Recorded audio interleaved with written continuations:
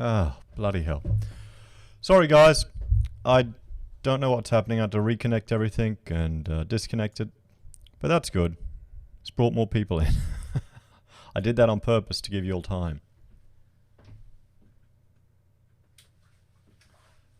Okay. Good. We've got sound. Fantastic. I've got my coffee. I've got my water. And let's keep going. So, how are we going? Good. Facebook's working. Everything's going. Okay, I'll just write there.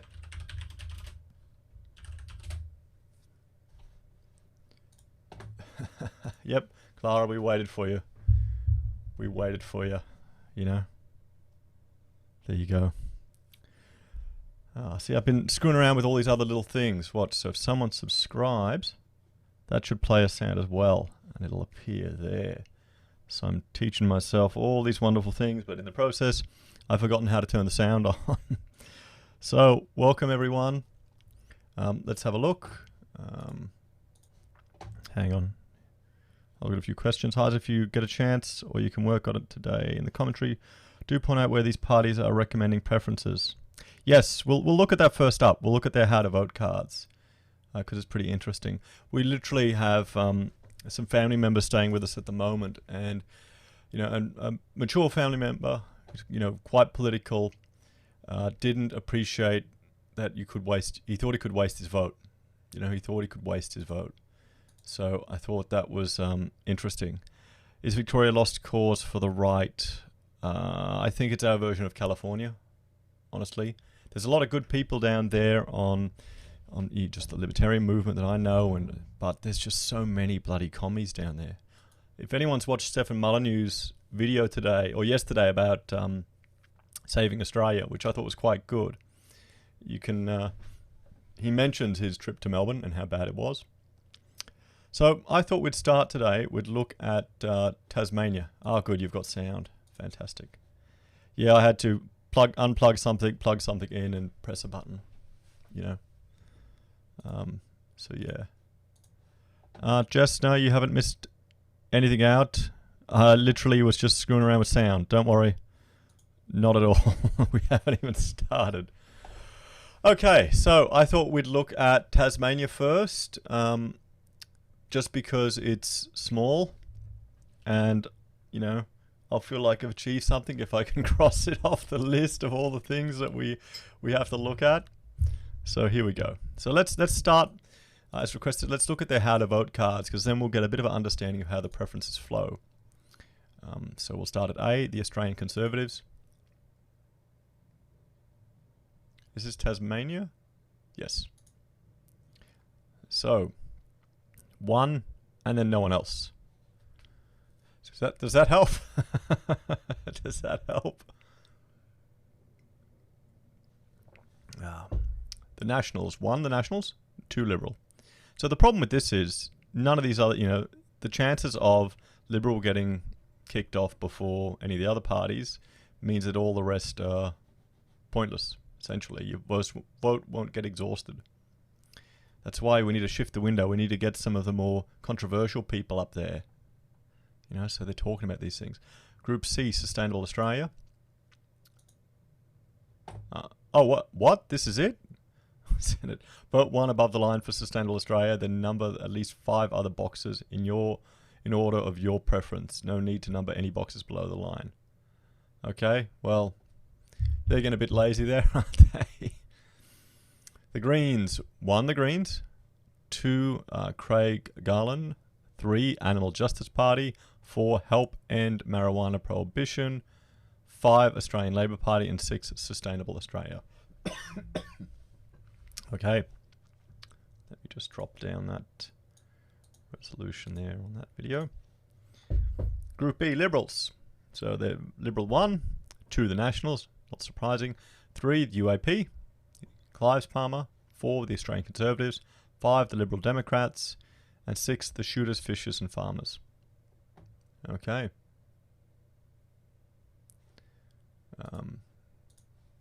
So Group D is all the same, the Social Justice Greens. Yeah, that's a good point there. That's a good point. Animal justice, the one we've all been waiting for. 1, Animal Justice Party. 2, the Greens. 3, Australian Labor Party. 4, Sustainable Australia. 5, you choose. 6, you choose. Because they're kind of pointless there. I'm probably going to be voting below the line, to be honest. So that'll be good. Australian Christian Lobby has done a brilliant job explaining voting without telling people who they have to vote for. Okay. Have we gone through them yet? I don't think we have. Or you mean in general? CEC, 1, CEC, 2, Pauline Hanson's One Nation, 3, Shooters, Fishers and Farmers, 4, Jackie Lambie Network. So it's the first time we've seen someone reference her. 5, UAP, 6, the Greens. Okay. Group I, the Australian Labor Party, down there. And we've got, in box 1, Labor. Is this their pamphlet?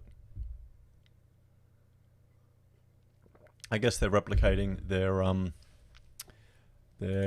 vote card on their YouTube channel. Okay, good. 2 in box O, 3, box D, the Greens. 4 in box F, Animal Justice. Then Jackie Lambie, and then 6, Help End Marijuana Prohibition. Pauline Hanson, 1. Then, then 2, the Liberal Democrats. Then the Shooters. Then Sustainable Australia. Then the Nationals. Then the Australian Conservatives. Group K, Fraser Anning's National Conservative Party. 1, Fraser Anning. 2, the Shooters, Fishers and Farmers.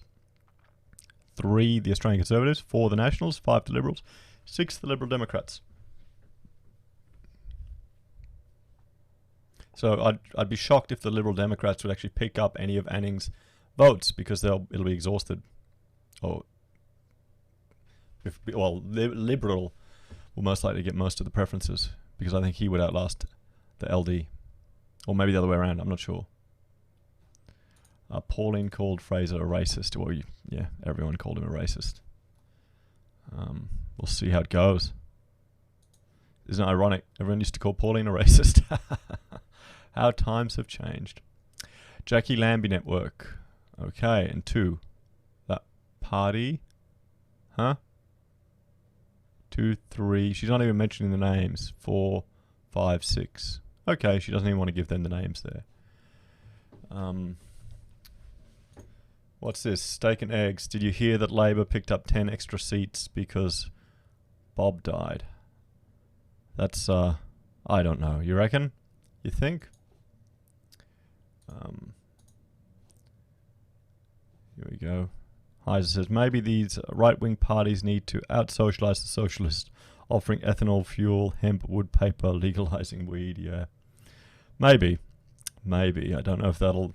I think there needs to be a coalition of right-wing parties in Australia, or more conservative parties, kind of counterbalance the Greens.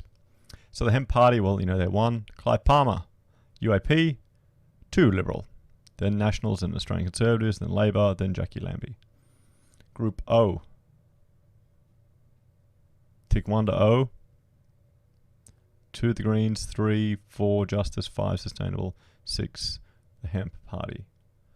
Okay, so that's their preference flow in Tasmania. So let's have a look at some of the Senate candidates here. Okay, we've got the Australian Conservatives, and let's have a look at some of their policies.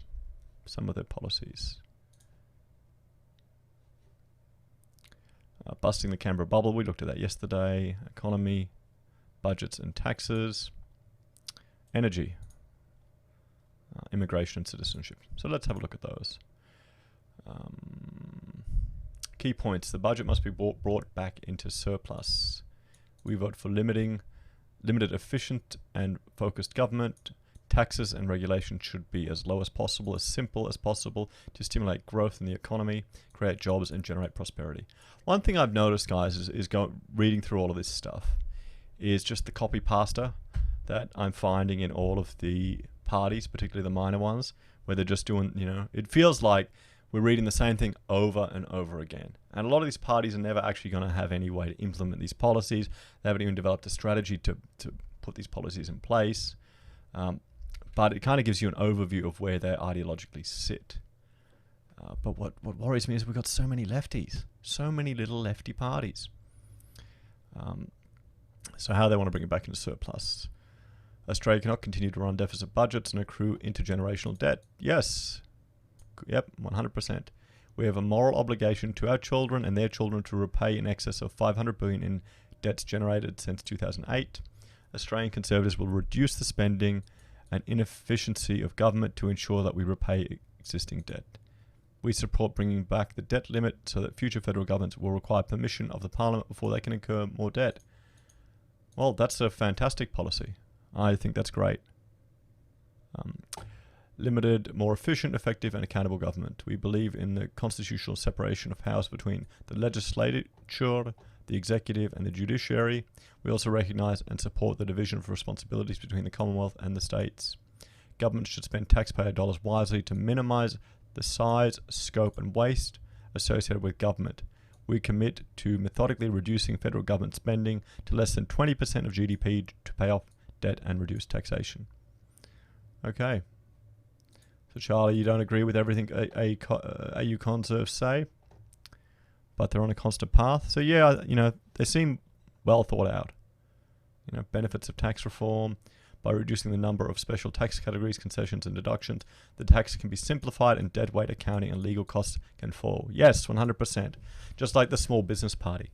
I mean, there's definitely a lot of good thinking here, but I mean, when you hear from a family member who's really into politics and think they can waste their vote, they think it's possible to waste their vote, which is difficult to actually waste your vote, but kind of shoots, it gives me less confidence.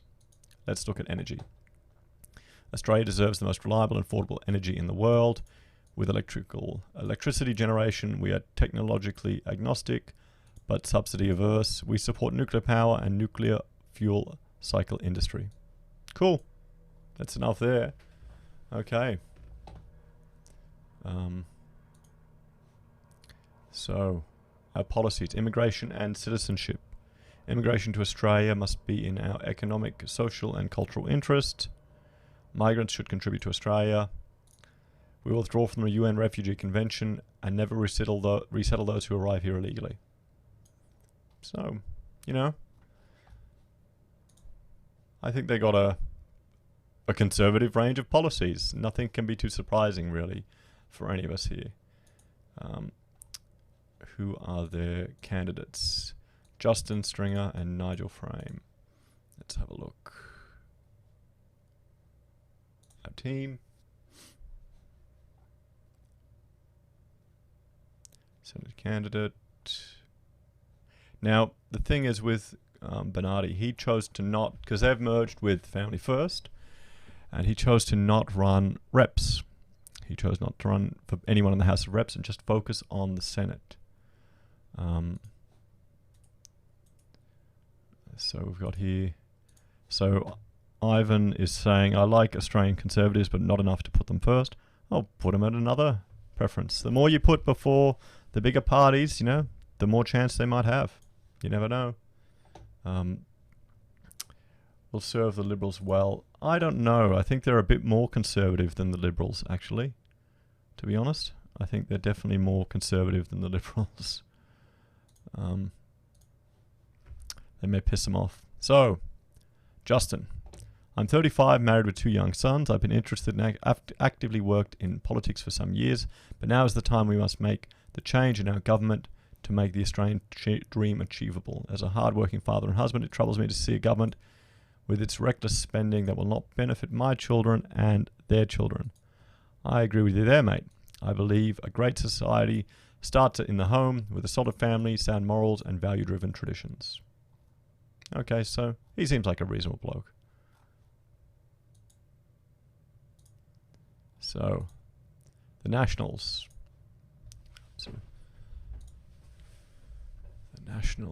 What are their policies? Let's look at their policies a bit. I haven't really looked at many of the national policies.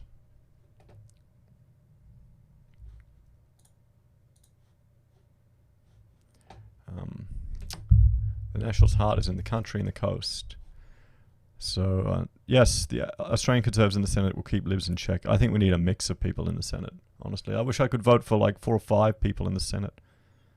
Just get rid of a few Greens, you know. They've had their time. Get a good mix of people in the Senate.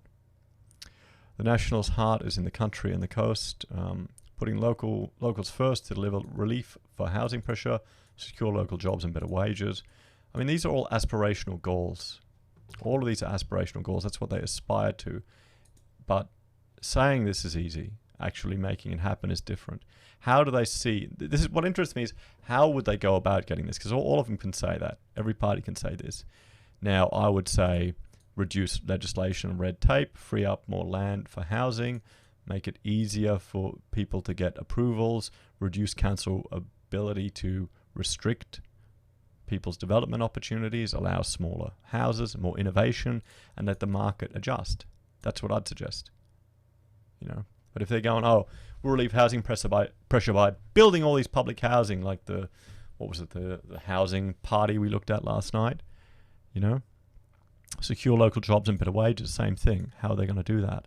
Is it going to be through market forces or through government intervention? That's really it, what it comes down to.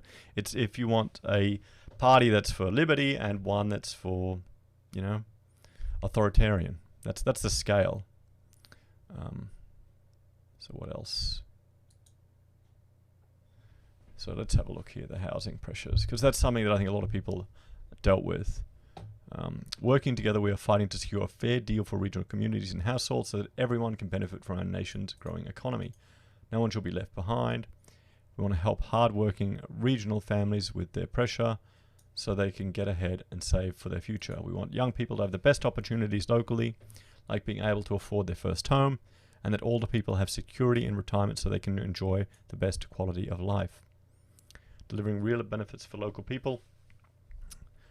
Okay, they're helping regional families with everyday costs like childcare. Okay. Reducing power prices and a price safety and using a big stick to stop energy companies ripping off customers. Cool. Charlie's asking, can we locate all the Marxist, Islamists and black South Africans in Melbourne and build a wall? Normal people. Well, aren't they already all there? You know, that's where all the problems are, isn't it? Here we go. About Avi's run-in with that professor. I watched that. I mean, yeah, doxing. I guess it's an issue. I don't know. It's more worried about Antifa coming and attacking you. That's why we need to have the right to bear arms. Okay. So what do they want to do in the federal budget? Immediate tax relief for low and middle income earners of up to $1,000 for single and $1,200 for dual income families. $284 million in a one-off payment of $75 for singles and $125 for couples to assist with your next power bill and cost of living expense. Okay. That's just buying votes, isn't it? To me, that just seems like buying votes. At least they've got something for the next federal budget they want to push for, but it's just going to buy votes. I'm not confident that's going to achieve anything. Anyway, so that kind of gives us an idea of the Nationals. I don't know. I feel like they're losing more and more relevance these days. They're definitely losing more relevance. Sustainable Australia, I mean, we've looked at them. They're the anti-natalist population control party. You know. The Greens. They're home of their... Wow, look at the picture on their page. No, Jim, you haven't missed WA. You've missed me stumble around with a microphone for about 20 minutes trying to get it working. And I decided to do Tasmania first because it's small and will make me feel better. So, Tasmania. Who do we have? Senator for Tasmania, candidate for the Senate, candidate for the Senate. Okay. Cool. Let's have a look at the 2 Senate candidates.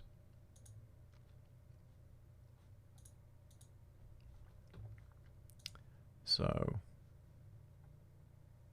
hi, I'm Helen. I'm starting as a Senate candidate. Yep, we see that. We're in a climate emergency. Okay, done. Climate emergency. Cool. Yep. That's enough about her.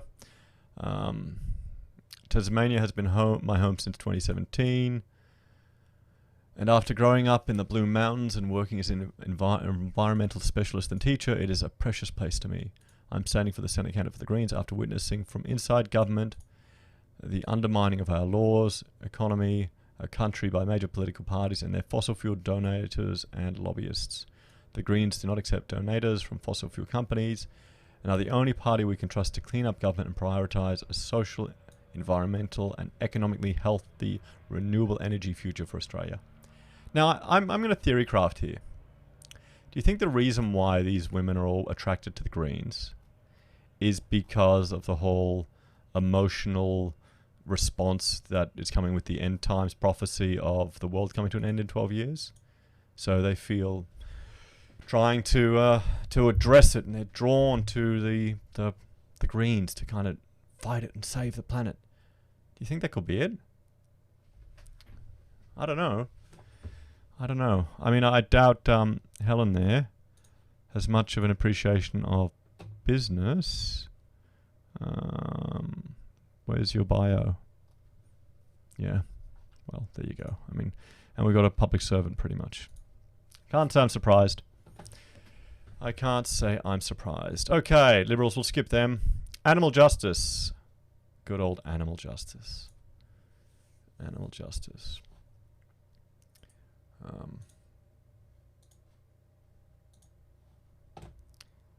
We're the dog. Let's see what the human policies are. Did we look at these before? Humans. Where are the human policy? I keep thinking of Rick and Morty. Human music. If it's a climate emergency, where are the loan prospectuses outlining the risk of flood damage, etc., to property and other assets? Yeah, well, you're thinking too much there. You're thinking too much. You know? So, cultured meat? What? Meat cultured from individual animal cells has the potential to replace meat products from killing animals. Oh! But if cultured meat is identically to normal meat, it will cause the same health problems. If it's different, it may be better or worse. It's too early to say. The AGP will judge such meat replacements on a case-by-case basis as the evidence emerges. Oh, you've got to be kidding me. I will bet you a carton, that whatever they invent in a laboratory will never, ever be as good as pasture-fed beef. Okay? I don't think it's not going to be possible. It's not going to be possible because the cow just existing and eating, even getting the salt and the nutrients and everything from that environment, there are more complicated processes than we can stimulate from it. I wouldn't eat it, great old oak. It'll be like all the cheap grain-fed beef that you can get at bloody Costco. It's not as good for you. It is not as healthy. You're not getting your money's worth. I'm just looking at the dog. Bit of sausage. So where are their people? Positions. Oh, no one really cares about the Animal Justice Party. We've made fun of them enough. The CEC are running. Who are their candidates? Ray and Steve. Victoria, Western Australia, Queensland, Tasmania. Let's look at Ray. Let's look at Steve. For the past 45 years, I've been happily married to my wife Leslie, and together with our two sons, we operate the Mitre 10 store in New Norfolk, which we've owned for 30 years. I believe that together with the extensive knowledge and policy of the CAC, which I will be advocating for if elected, and my real-life experiences gained over the years from my work in banking and business will be of immense benefit to the people of Tasmania. Yeah. I've worked for the National Australia Bank for 22 years. Beginning as a junior, I worked my way up. Okay. Let's see here. My political ambition is to get the CEC's bill for bank separation legislated. The bill is currently in a Senate Economic Legislative Committee for inquiry. Separating the banks, regulating them again, so that they have to choose to be either a commercial bank, and do the old-fashioned day-to-day banking of my time, or they can choose to be involved in risky investment banking, but they cannot choose to do both. Under the CEC's bill, the government will protect the economy by protecting deposits connected to commercial banking activities. The government will not take responsibility for the other. So it's interesting. This party's got, everyone here seems to have a focus on banking, and to be honest, I haven't looked at it very much, but maybe I really should. Maybe I really should. Breaking up the banks, national banking, memorandum on debts, audit the big four. It's not a sexy thing. It's not a sexy thing. You think they would have leveraged the Royal Commission a bit more to get some attention, but then as a small party, I mean, how's it possible? And there'd only really be people in the industry. I mean, come on, is this going to be attractive to anyone to go through? You know, I think I'll do it as a video for another time, not today. Here we go. The CEC will be good for the economy, but they're pretty useless on anything else. Well, yeah, that's what it looks like. We've got no other policies. You know, some of the other policies are just empty. I mean, so that could be it could be worth having a if the CEC were fair dinkum, they'd abolish the RBA. Yes, it could be good to at least have them in the Senate or have a voice from their perspective there. The Liberal Democrats. Who are their candidates?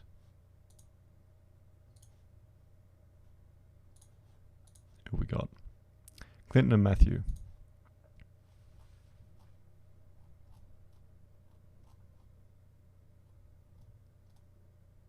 John Gray, South Australia, Tasmania, Clinton and Matt. Matt is a university student from Burnie looking for a youthful approach to moving away from the current two-party systems. Okay, so a young kid. Good on him. Good on him for running. Oh, so Kirsty's running in Victoria. Ooh, not surprised. Good luck to her. Okay. Labor will skip past. One Nation, we'll look at their two there. We'll look who Annings has, maybe they've filled it out. But Lambie's the one I'm really interested in to see what she's going. So let's have a look. Let's have a look who they've got in Tassie. So what do you think? You know, you reckon One Nation's up with a chance of winning some seats? It'll be interesting to see. I mean, before we keep going, good day TD, good day Pub. Who do you reckon will win tomorrow, guys? Who do you reckon will win? Do you think it'll be Labor or do you think it'll be Liberal? Or do you think we'll get 30% minors in the House of Rep and we'll have a hung parliament? Okay. So who have they got in TAS? Senate. Look at Matthew. Look at Adam. So Matthew, good day. I'm Matt Stevens. Honoured that Pauline Hanson chose me to lead One Nation Senate team in Tasmania. Let's face it, our current politicians are gutless. You know it, so do I. My goal is to represent you and your family and ensure Tasmania gets its fair share of funding and projects instead of the piecemeal promises and the lazy major parties and their job-destroying Greens offer. I'm tired of hearing the Greens talk about issues in other countries instead of the problems we have here in Tasmania. I'm proud to say I've come from a fourth-generation Tasmanian family. My dad, granddad, fantastic. What did you do for a living? What does he do for a living? I don't care about your dad. I don't know what you did. Doesn't say. Maybe he's another professional model like all the One Nation blokes seem to be. Adam Lambert. Adam Lambert is a man who believes that politicians in Australia are not listening to the wishes and needs of the Australian people. Well, I think a lot of people believe that, you know. The best interests of this country are not at the heart of the policies of the other parties. Rather, they work for their party, and their party's agendas may not be in line with traditional Australian values. He's got 2 children, even though there's 20 years between his oldest and his youngest. Whoa! Okay, 20 years, damn. That was an accident. Well, here we go. TD's got the odds for us. He's got the odds for us. Labor paying $1.40, Libs $5.75. sport bets bookies may be leftists. You know. So, okay, cool. Let's see who Anning has in Tasmania. Steak and eggs. It would be funny if One Nation United Australia Party got up. Yeah, it would. It would be good to see. I'd be happy to see a mix of senators, to be honest. I don't really care, just so long as we have anyone from, you know, the more conservative right side of the spectrum. We need to shift this bloody Overton window. It's just going crazy. Pub's saying he could have a new hotter wife. Yeah, yep. Well, he's not a Labor politician, is he? Isn't that what you do in Labor? TAS Senate. Michael Jones. I'm 56 years old, married to my wife Sharon for the past 35 years with 3 adult sons. I've taken this stance and joined the Fraser Anning Conservative National Party as I believe Australianese new direction, as the current direction is destroying this once great nation. Born and bred Tassie.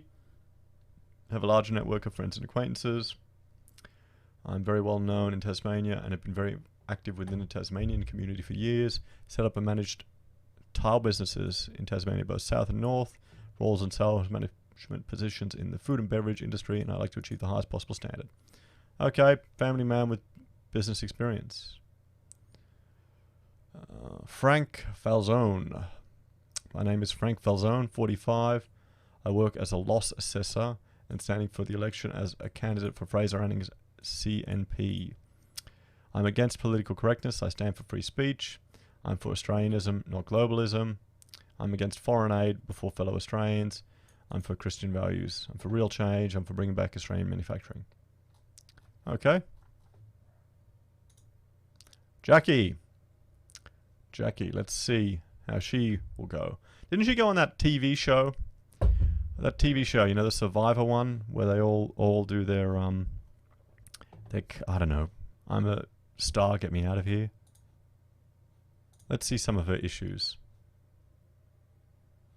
Let's see, cost of living, defence, jobs, cleaning up. Cost of living, that's a picture. Defence. Jackie Lambie Network believes national defence and security is our highest priority. Every government must, as its first responsibility, maintain the protection of its citizens. It's a responsibility that crosses across partisan lines. But, I mean, our defence is just the gender bloody quotas and the differences in service time for male soldiers and female soldiers. Just is destroying the morale. I drove with ex-soldiers around when I was doing Ubering. They were telling me all these things, and it seems like crap. So, I mean, good on her. There needs to be some issues there, and it should cross party lines. Jobs for Tasmanians. Jobs give purpose. Jobs put food on the table. They train people. They give people connections to others. They give a person a sense of their own destiny. They let them spend money as they wish and save for what they want. Society is built on jobs. Oh, yeah, what are you going to do? Well, here we go. Support and accelerated tax cuts for small businesses. Yes.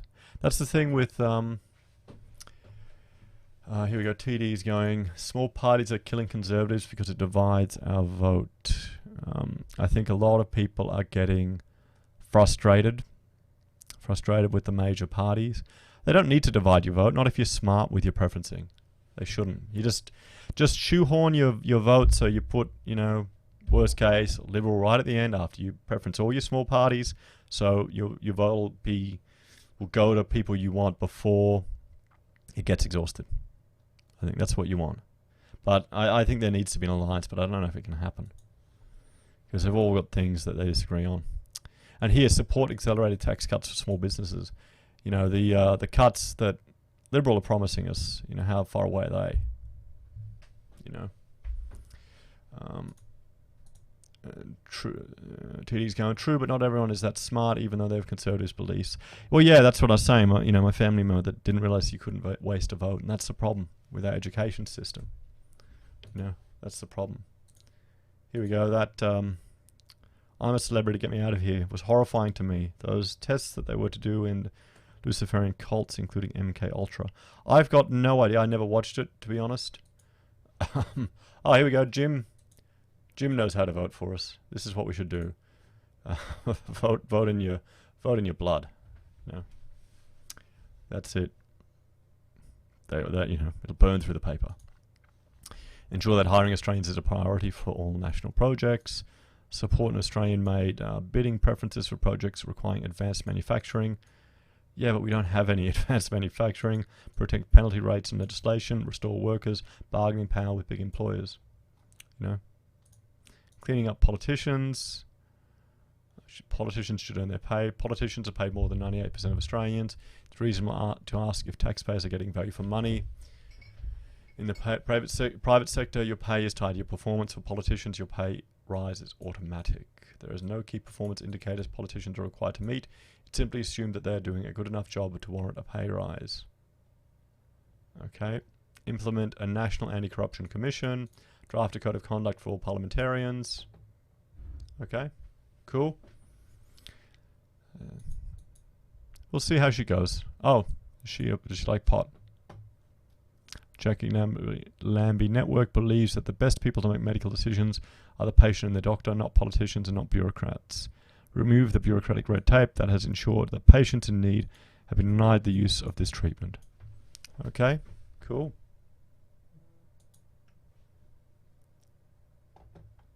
We've looked at the hemp party, we've looked at UAP, we've looked at shooters, and ungrouped.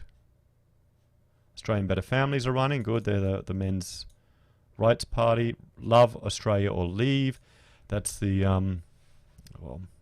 really the anti-immigration or the right party in Queensland with the lady there. We looked at them, and 2 independents. Anyone want to see anyone else about Tasmania? Well, you're all good.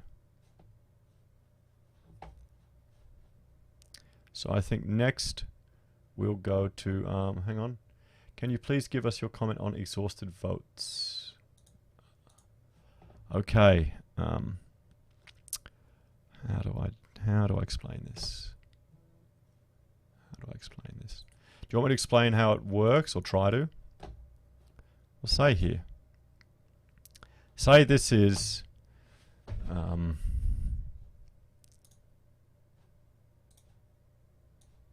say this is your ballot paper here. Victoria next. Okay, we'll do Victoria next. Say you vote, not these numbers. Say you vote number 1, I don't know, Pauline, I'll do it in a different colour. Number 1, Pauline Hanson. Number 2, UAP. Number 3, LD. I need the cartoon. Yeah, the cartoon's a bit different to the exhausted votes. Number 4, say, I don't know, the dog party. Number 5, the beer party. And number 6, you put, say, the Liberals. Okay? So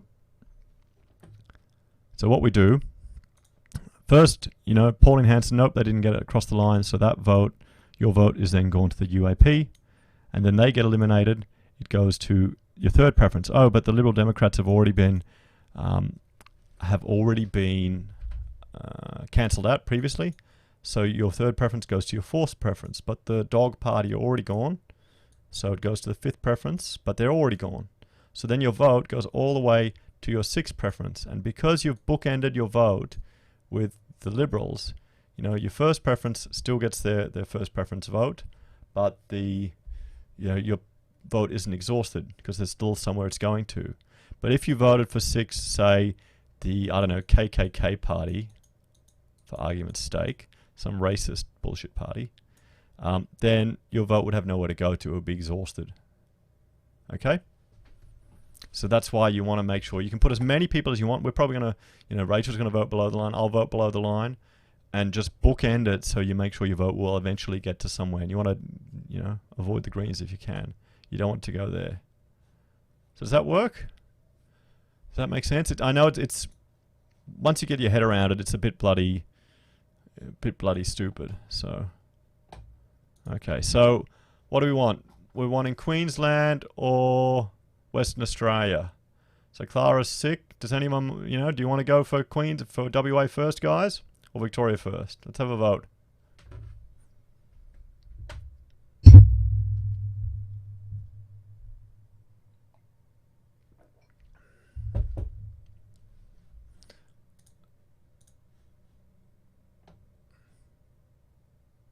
Come on, guys. Some feedback here.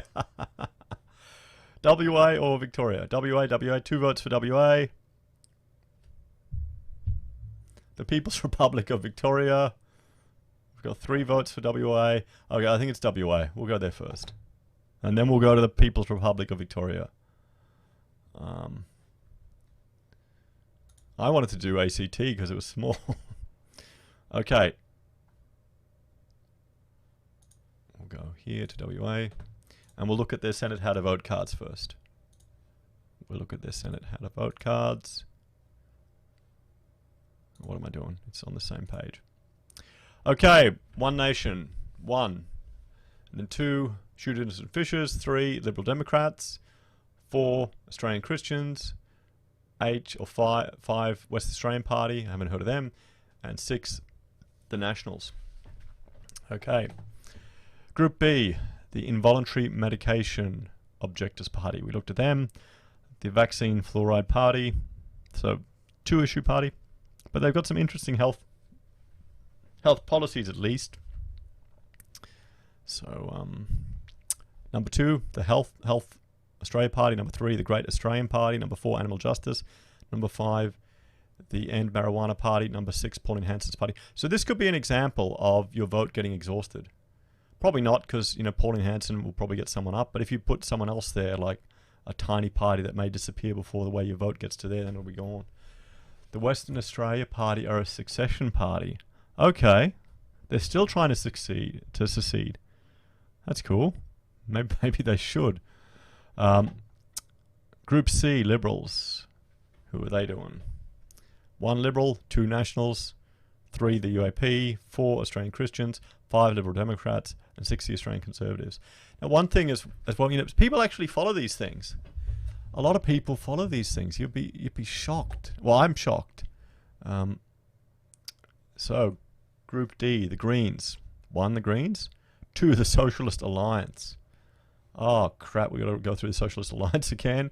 The Animal Justice Party, the Pirate Party, the Help End Marijuana Prohibition Party, and 6, the Labor Party. So see how they've bookended their vote by Labor. So they can play happy clappies with all the others and get all the preferences for Social Alliance. Because everyone who votes Socialist Alliance, they'll say, Greens will go, oh, we'll put you second on our preference if you put us second. Because they know everyone who votes Socialist will put Greens second.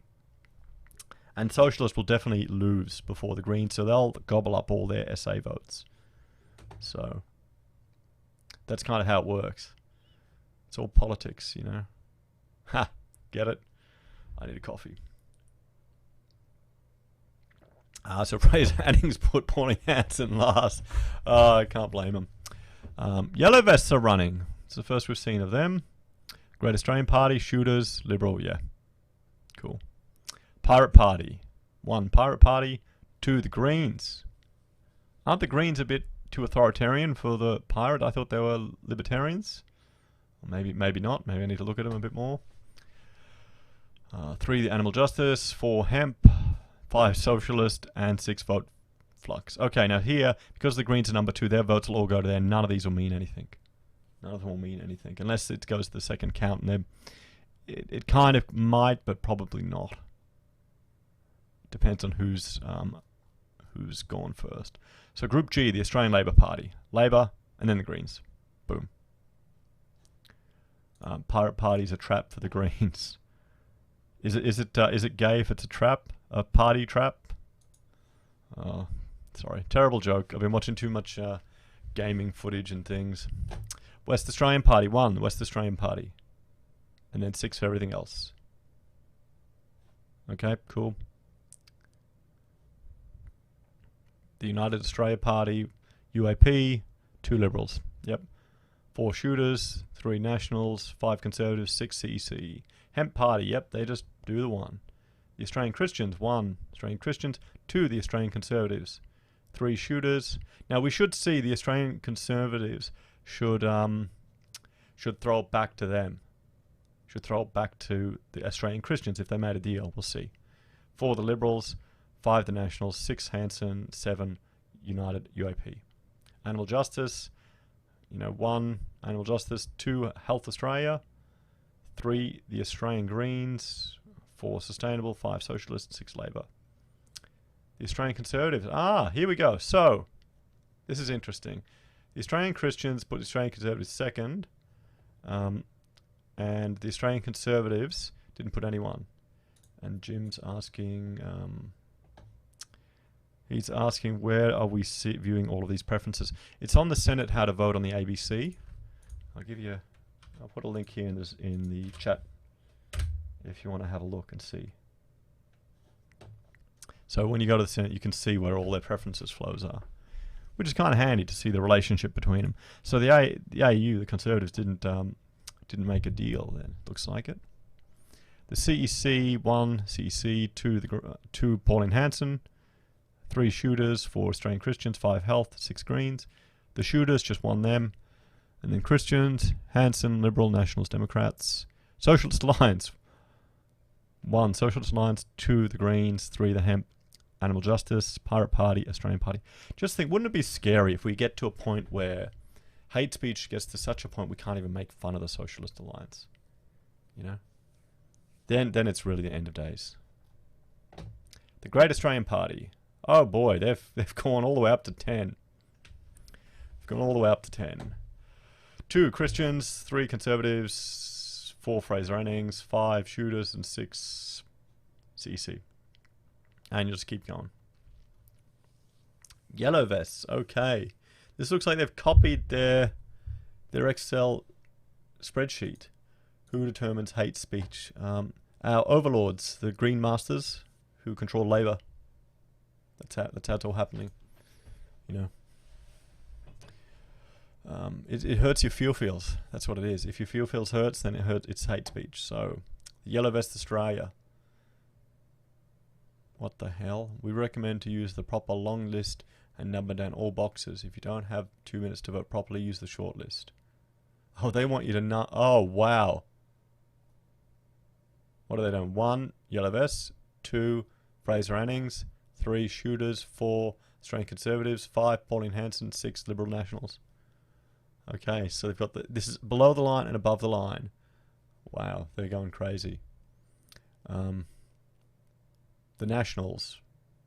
1 Nationals, 2 Liberal, 3 West Australia, 4 Liberal Democrats. Yep, 5 and 6 Pauline Hanson, 1 Nation. See, how it works is, as well, another thing to think about. It's in the Senate you need to get quotas. So say you voted for the Nationals and they filled up a quota, or they were eliminated, we'll say, and it goes to group 2, the Liberals, but they've filled up a quota, and when they start getting the next quota, it could keep going up to the other parties, and then they can all get the different ones, so it can keep going. So yeah. Cool. So yeah, let's keep going here. Sustainable Australia, oh, they're lazy. What do you reckon? If they don't even put the effort into graphics arts, should we vote for them? So let's have a look at WA. Okay, we've looked at Hanson. Does anyone want to see their candidates? Or the involuntary one? We'll have a look at their candidates. The vaccine fluoride party, sure. We'll look at a few Greens. We'll look at Anning's guys there. We'll look at the Pirates. We'll skip Labour. West Australian Party, because I never heard of them. So One Nation. Who are they running for WA? Senate candidate Paul and Martin. Sorry, Peter and Martin.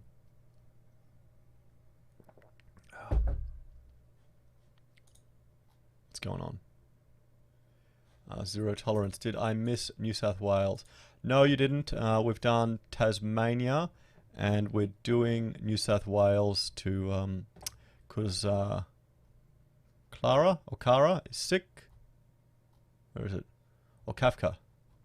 Did I get it right? Hang on, let me jump back. No, Clara. Clara requested and everyone voted.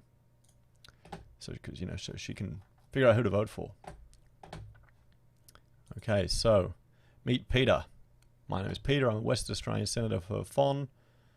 I was elected to the federal parliament in March 2017, after running my own electrical business in Perth for the past 20 years. My story is unlike the typical politician. My parents migrated to Perth from Greece, and hang on, to have a great life. I was born in Perth soon after, so he's first generation. So he's a WOG electrician. Fantastic. That's what we need in politics, to be honest. It's a shame my friend Adam from yesterday isn't watching tonight, because he's a WOG electrician as well. We keep giving him shit. And here we go. Does preferential voting not lead to a two-party system? Not as much. We don't have it as bad as some of the other states. Am I reading Western Australia? Yeah, this is Western Australia. Didn't you want Western Australia, Clara? That's what we voted for. So, not as much. It means your vote can't be wasted. It means that the minor parties can still get financial reward for it. It means there's more opportunity to get them in the Senate. And it means that people can get the minors up. If more people realize their vote wouldn't be wasted, we wouldn't be in the bloody mess that we are today. We need a politician with a lot of different parties in there. We need 3 people in the we need like 4 parties in the House of Reps negotiating. I said New South Wales by accident. I'm already getting tired. Okay, so cool. Good on you. So Martin, let's have a look at you. Due to 2016 law changes, political parties no longer choose where preferences are directed. That means you and only you can preference. Okay, cool. And we learn nothing about him. The Involuntary Medication Party, who are the candidates for WA.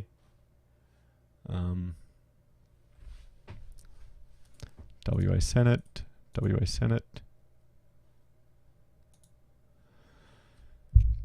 Judy is standing for IMOP in the Senate seat of WA along with Michelle. Judy shares the vision of the party with respect to democratic principles and preventative health practices, and she's particularly passionate about health and human rights. She's been actively educating the public on the issue of freedom of choice in vaccination for the past 15 years, as the Australian government has introduced coercive and mandatory vaccination legislation into social welfare policies. Yeah, I mean, hey Rail, thanks for joining, mate. I've got no issue with vaccination, but I respect people's right to have choice. A good friend of mine went legally blind from a vaccination as a child. He's still in favour of vaccination, you know? But it's about choice, isn't it? So, Michelle is standing for IMOP in the Senate, state of WA, along with yada yada yada. Dynamic facilitator for health and education in Australia and overseas. West Australian born and bred. She's worked with Indonesian communities to improve access to medical care. What's her story? What's she done?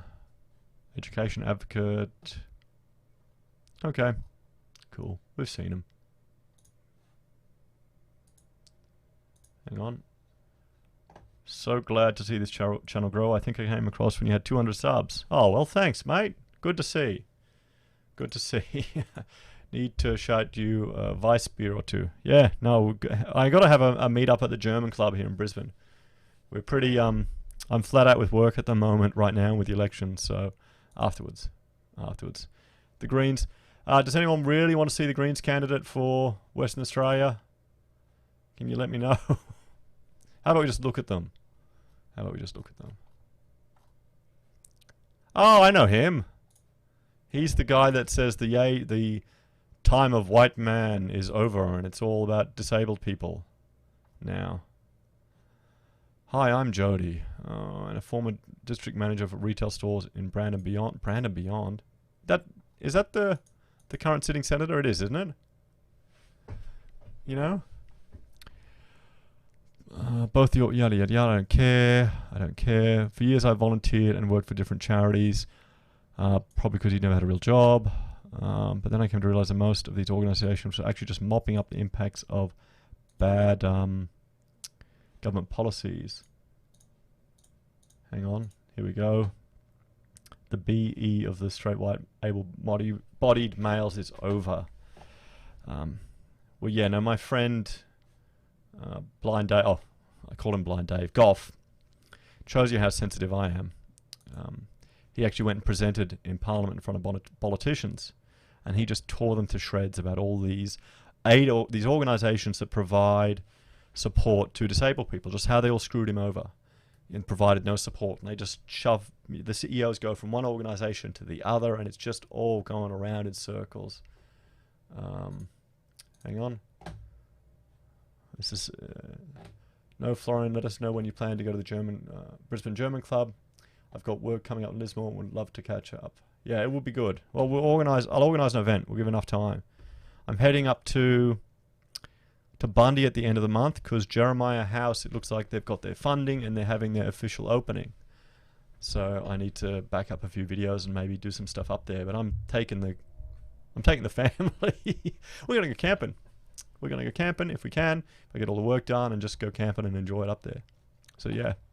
And they don't mind. They're happy to bring the kids. So that's really exciting to see that that's getting ahead. So it's really good. I mean, yeah, okay, cool. We've heard enough about him that we know, don't we? Jody. Oh, thanks, mate. Appreciate the super chat. Now something should appear on the screen here to say that you've done it. Oh, you're kidding. I set something up to do it all special.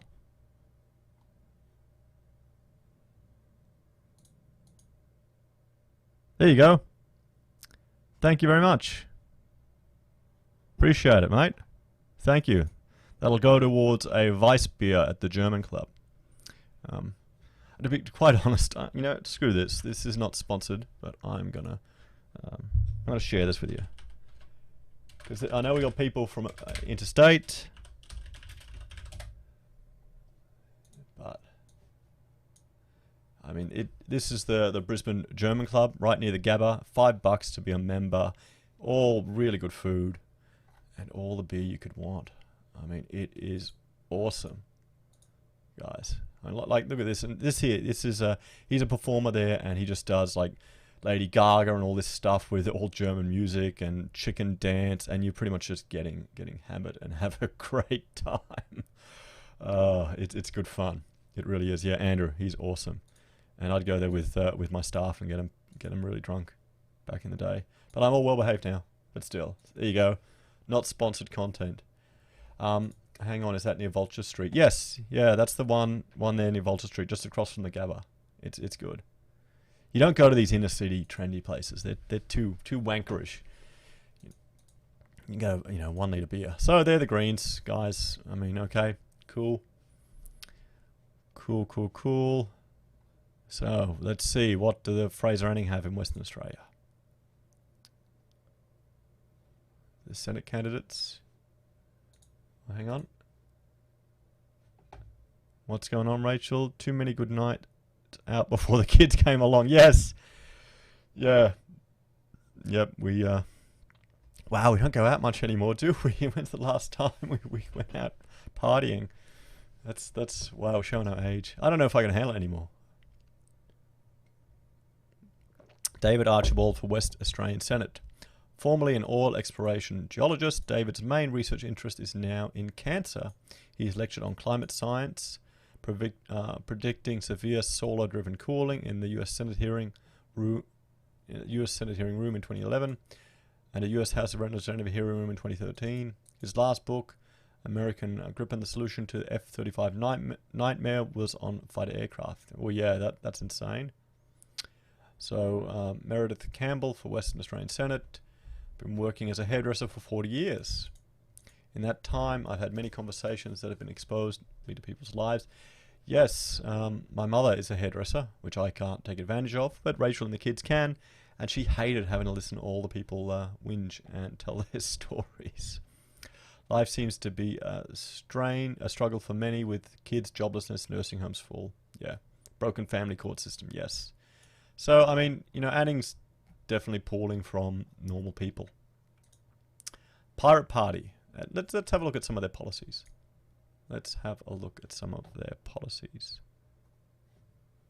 Oh, wait, yes, this is the wiki policy. Oh, okay. No. No. New South Wales, Victorian, Queensland, Western Australian, Clive Myers.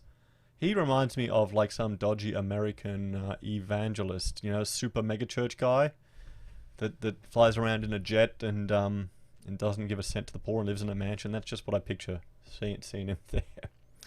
From my background, I have a deep understanding of the issues, particularly in areas such as copyright and the implications of the digital revolution and social impact that this brings with it. I have a strong interest in and support of the basic universal income scheme and see this as a major requirement for the future growth of our nation. I've worked in private industry for many years in both technical and management roles, running my own IT company with 6 employees, and more recently, years in state government. My experience gives me a good understanding of what business needs to survive and grow, as well as the knowledge to determine the effects of proposed political changes on individuals, businesses, and government. So what if the hairdressers, an important question, what if the hairdresser is listening so intently they muck up your hair, then you end up with my hairstyle. With my hairstyle. Yep. Okay. Cool. Now the West Australian Party. So let's have a look here. The West Australian Party has astonished some political opponents by fielding candidates in nearly every West Australian seat in its first fully fledged federal election. Impressive. Impressive. Party leader Julie Matheson has used her mining business and local government connections from around the state to put together a formidable lineup of 20 candidates for this year's federal election. Launched the Look for Swan campaign after the by-election. Policy claims were made by every party in Canberra that they couldn't change the GST without approval of all states. Even Scott Morrison claimed it was up to the states to agree when he was Treasurer, and the Labor Party did nothing when they were in government too. While Canberra politicians were making false claims, WA's GST share fell to 32 cents in the dollar. WA's cost of living went through the roof. Electricity prices increased by 100%. Water Corp overcharged every business and every household by $1 billion to make a surplus for the state government, and while other states balanced their budget using our share of the GST. WA now knows that after voting for the West Australian Party in 3 by-elections, the government can change the GST to 70 cents to a 70-cent floor without agreement from the other states. Wow. To stop the high cost of living, WA must vote again for the West Australian Party so we can fix the GST once and for all as a per capita share.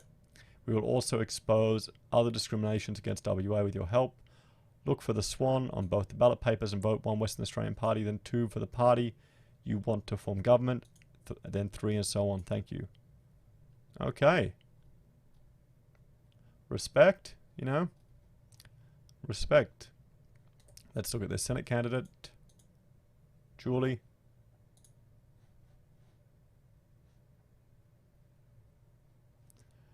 Retired turned WA, Julie Matheson has a degree in political science from the University of Western Australia. Has been a City of Sibico councillor for the past 7 years. She was an independent Senate candidate in 2016 and set up her own party. Good.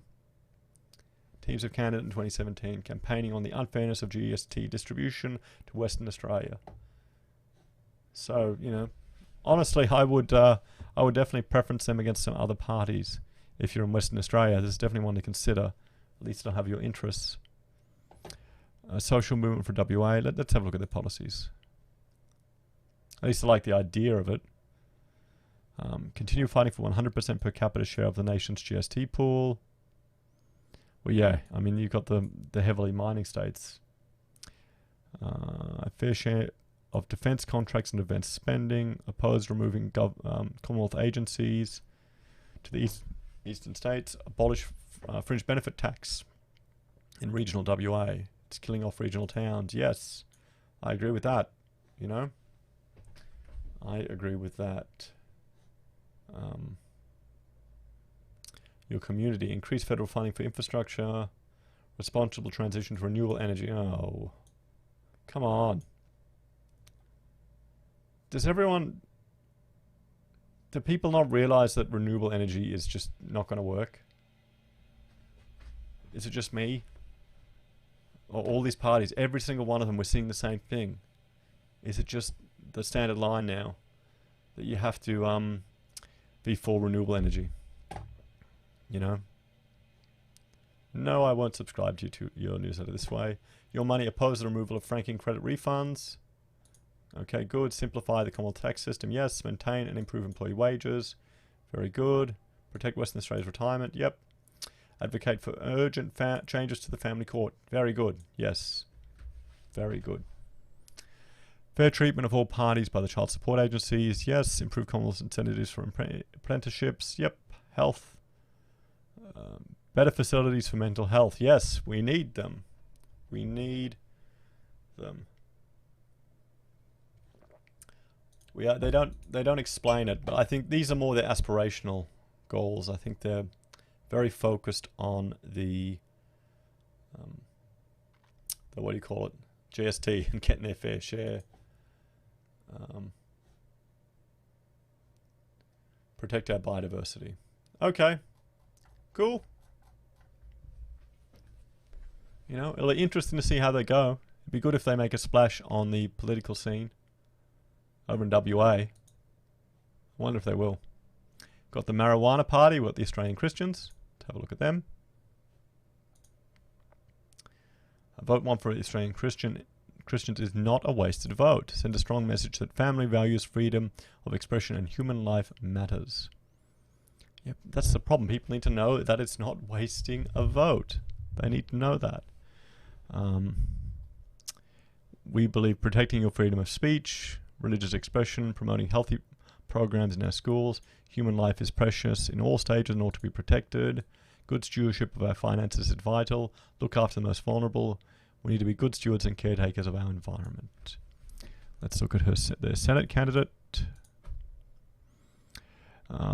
Ellen is a wife, mother, speaker, coach, mentor, and author. As a businesswoman, she believes in building people's skills in leadership and confidence.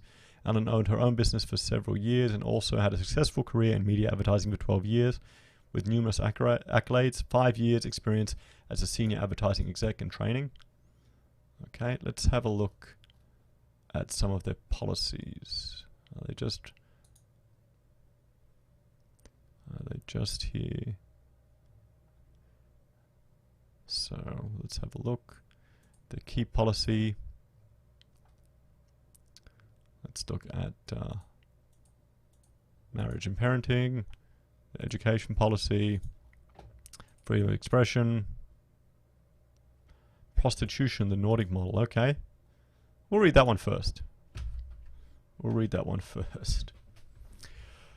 So, Australian Christians protects the value and dignity of every person, irrespective of gender. It declares that prostitution is an ancient form of slavery and exploitation. There is no such thing as a safe environment for prostitution. Exposing individuals to the fetishes of others may break many of the normal occupational health and safety requirements that are applied to other industries and requires a destructive division of a whole person. We refer to the extensive work of TAS, Scandinavian name, author of Being Bought, Prostitution, Surrogacy, and the Split. They argue that self must be split from the body to make it possible to sell your body without selling yourself. The body becomes sex, sex becomes a service. Eichmann notes the story of the sex worker says the split self is not only possible, it's the ideal. Okay. Interesting. Religious freedom and expression policy. This is the first one we've seen a policy specifically on prostitution, I might add. So, we believe in freedom of religion and the attendant freedoms of expression, association, and thought.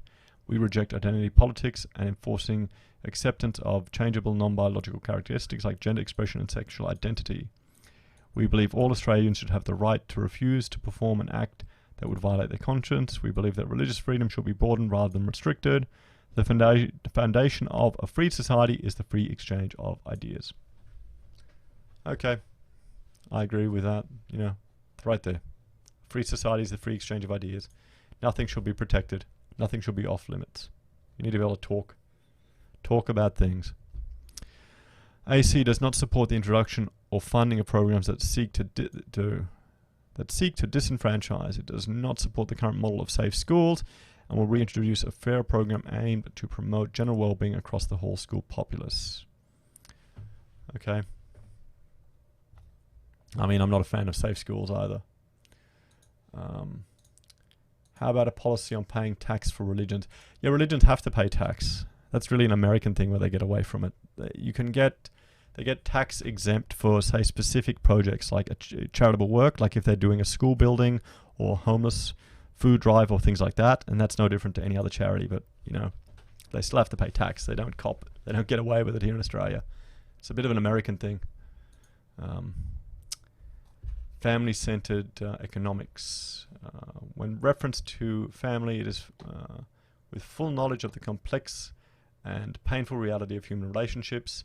Genuine socially progressive Christians have always understood that life was not just messy but broken, and they were at the forefront of caring for the marginalized. So too, family-centered economics doesn't overlook single parents, abandoned children, or the disadvantaged, but it seeks to genuinely understand the root causes of their situation and restore the lost narratives for the virtue of family and the deep obligations we shall naturally have towards each other. Okay, I wonder if it will go towards go down the Molyneux path about single motherhood. Okay, I think that's enough to get a bit of a feeling about them.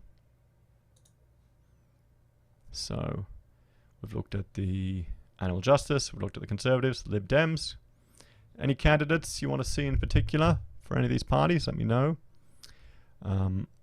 Socialist Alliance. Yellow Vests. Okay, this is the first time we're going to see Yellow Vests. And this is rebranded ALA. And this is, I think, Avi ran for them in Victoria, the upper house, and they did very badly. They didn't get very high. Tasmania,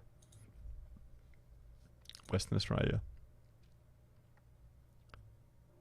So I wonder how they're going to go with this election. I wonder how they're going to go.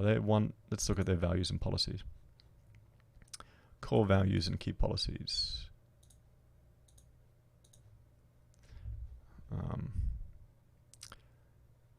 Electronic copy of our manifesto. The manifesto referenced in our who were the WA party preferences? We'll have a look. We'll have a look as well.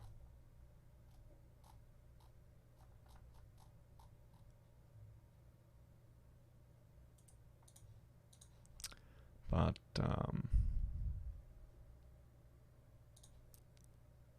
our name, the Australian Liberty Alliance. Okay, they haven't updated their thing. They're rebranded. Anyway.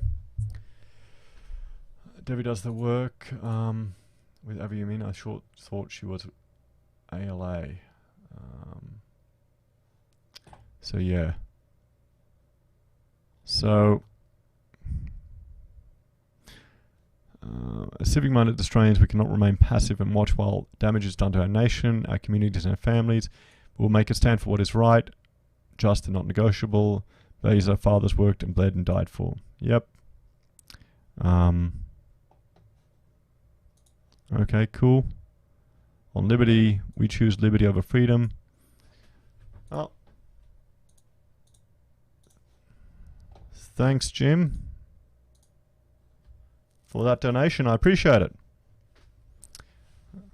Thank you very much. It'll go towards my beer fund. So, smarter, smaller government. Okay, good. Integration over separation. Now, go IPA. Don't buy Vice beer. What do I like? Oh, it's been a while. Erdinger. Stop the Islamatization of Australia. Islam is not merely a religion. It is a totalitarian ideology with global aspiration. Islam uses the religious element as a means to project itself onto non-Islamic societies, which is manifest in the historical and ongoing expansion of Islam. So I can't really disagree with that. It's going to be interesting if New Zealand keeps going the way it seems to be going. Islam does not accept the separation of religion from state, but seeks dominance over all aspects of human life and society. Whereas we see religion as part of life, Islam sees life as part of religion. This is not Islamism or a minority view by extremists. This is basic Islamic doctrine. While only a small number of Muslims actively pursue this agenda, Islam's divine law makes it the duty of all Muslims to contribute to this effort according to their abilities. Real reconciliation, no place for apartheid, a livable Australia, affordable energy for a cleaner Australia. Oh, come on, they're not. Have they drunk the Kool-Aid? Have they drunk? We will phase out unsustainable subsidies for uneconomic and unreliable energy sources connected to our power grid. However, we will continue to assist Australia in remote and rural off-grid locations. Okay, so that's sensible. Focus on citizenship and community spirit. Improved aged care and human dignity. A smarter learning, brighter future.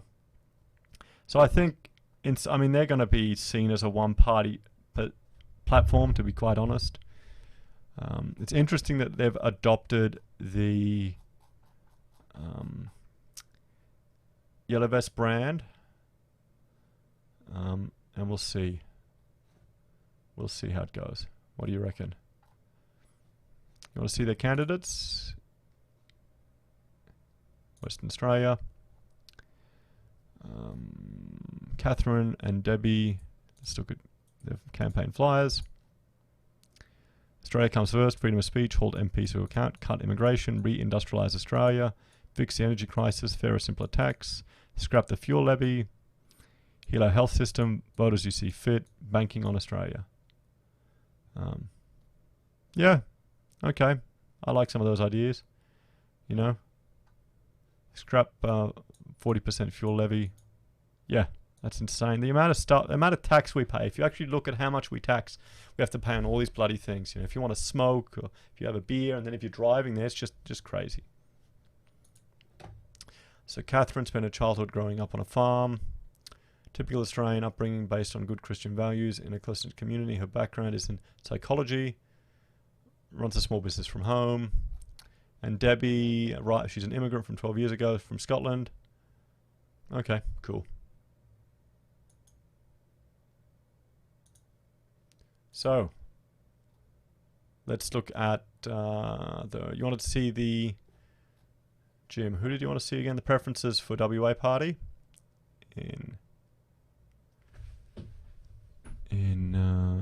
Where are they? Oh, I don't think they had very detailed preferences. Yeah. They just said put them first and who you want second. That was their preferences. So, I mean, if you were to put them first, even in the House of Reps, even if they don't have a chance of coming in, they get that funding. If they get, the trick is they need to get 4% of the vote to get the funding. And if they get that, you know, good on them. It's good. I think it's good to have parties that are representing their unique views there and can at least be a voice against what else is happening there in WA. Australian Conservatives, CCs, you've got Socialist Alliance. You've got a good mix of choices here in WA, you know, and Vote Flux and the Australian Mental Health Party. Have we seen them before?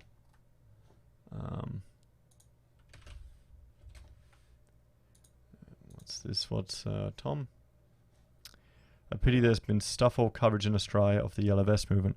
Yes, yeah, that's why I thought it was a bit unusual that they were adopting that brand, because no one's spoken about it here. So this is the Australian Mental Health Party, a national priority. Okay. What are their key policies? A smarter economy, a caring health system, education made for people.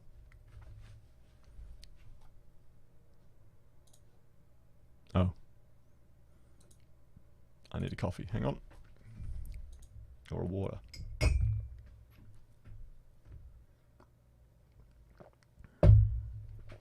Okay. A good economy encourages all people to participate at their best values. Blah, blah, blah. We're looking at WA. We've done Tassie and now we're looking WA. We've gone through most of them. They've got an interesting separatist party, or not really separatist party, but the WA party.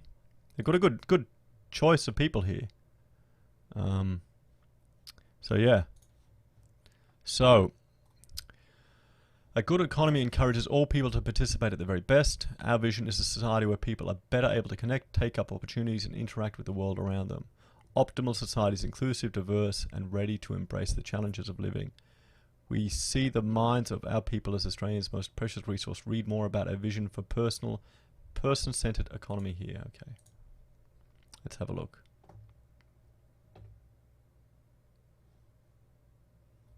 The thing with mental health,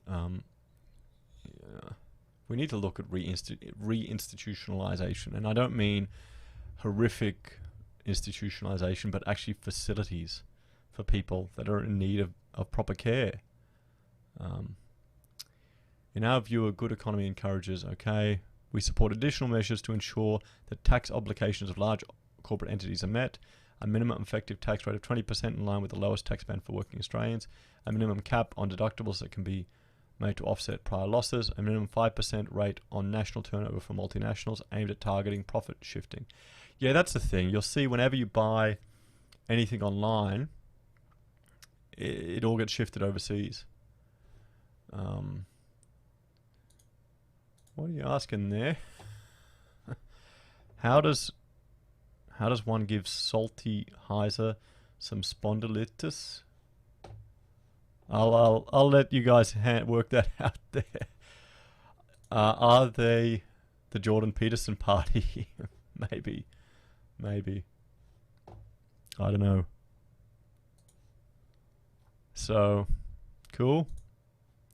Caring health system. Let's have a look at their policy.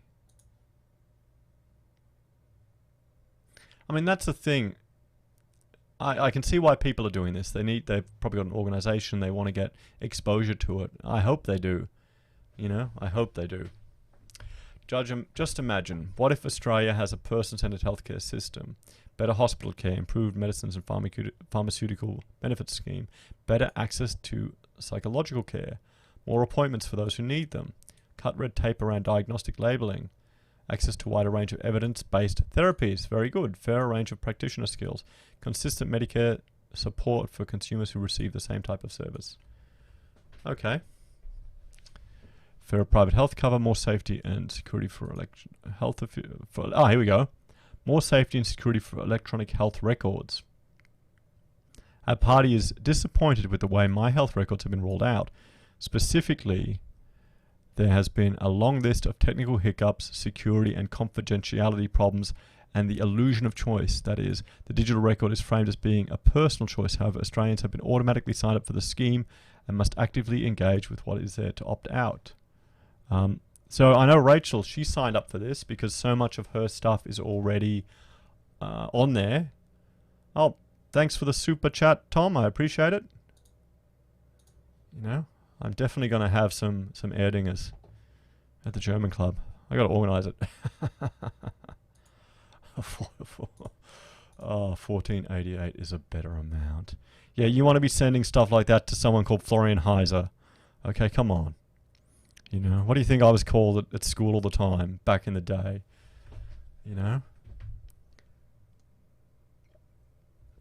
Oh, I didn't get what that meant until I watched some things.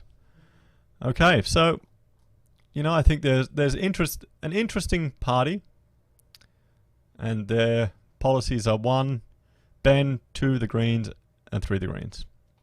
So they're bringing it to attention, but they're pretty close to the Greens, aren't they?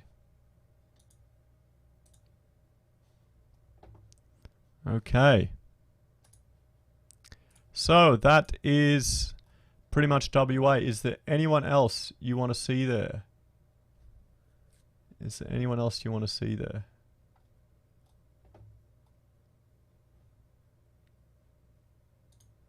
I might have to explain Super Chat to your viewers. It's... I think...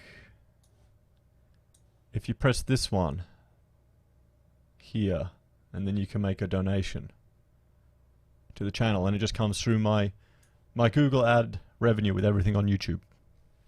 So it's works pretty well. Just adds to the Google bucket, and I've been with Google for a while, so I've got all the It all goes through my business anyway, so it works out. Is the Great Australian Party on there? GAP. Great Australian Party. Yes, you've got them there. Yep. Do you want to see Norman? We'll just look at Norman, eh? And then we'll do Victoria. He's having a heart attack. Our team, Western Australia.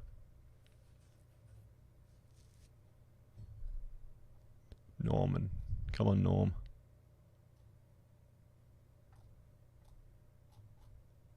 These photos never look good, do they?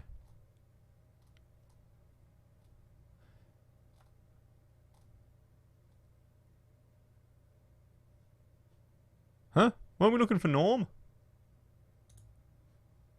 Norman. Great Australian Party. Oh, Rodney.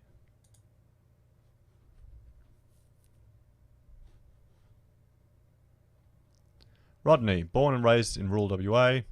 I've worked in my own rural business, involved wool and sheep. With my wife, we bought Australia. Yep, Our business ventures expanded in manufacturing, grain and other crops to create special purpose equine feeds in the market industry and the elite equine athletics and thoroughbred domestic international. I'm also an innovator with a patent grain keg TM. Okay.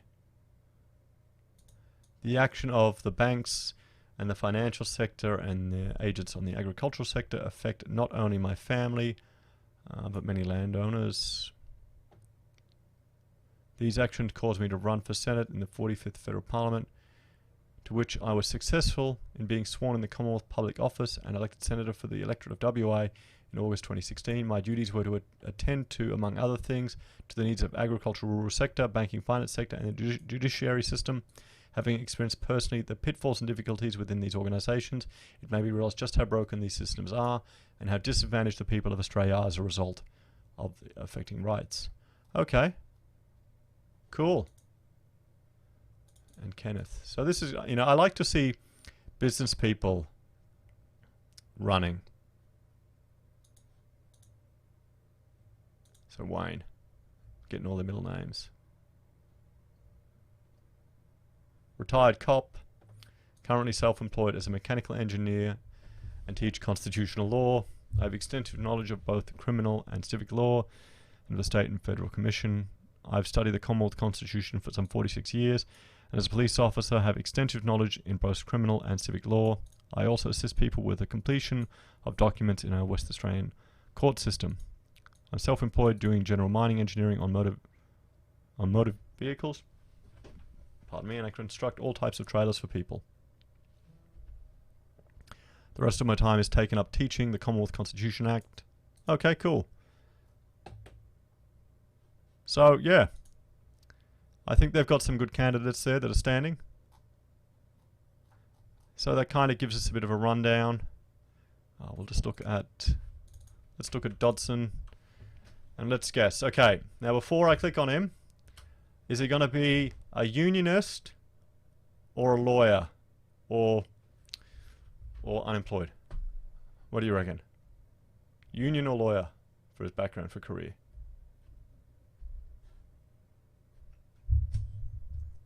Come on, guys, I've got low latency. We should be getting instant feedback.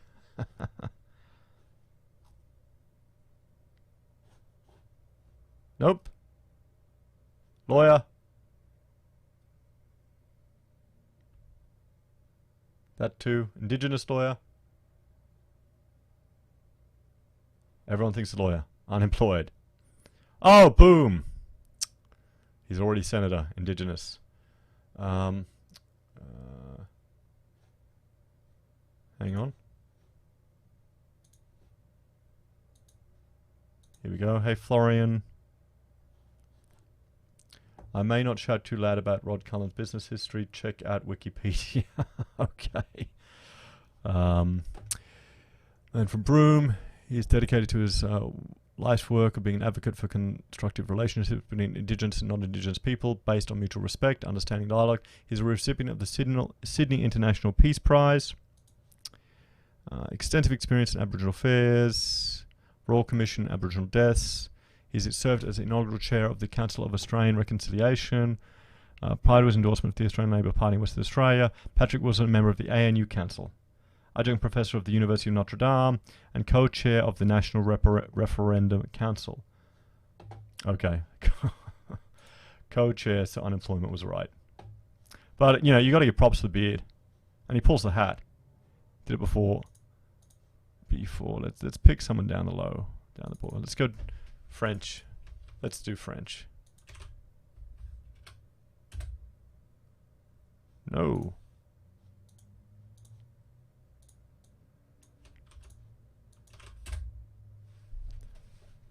Nope. Okay. So yeah, guys, this is... We'll just look at one more for Liberals.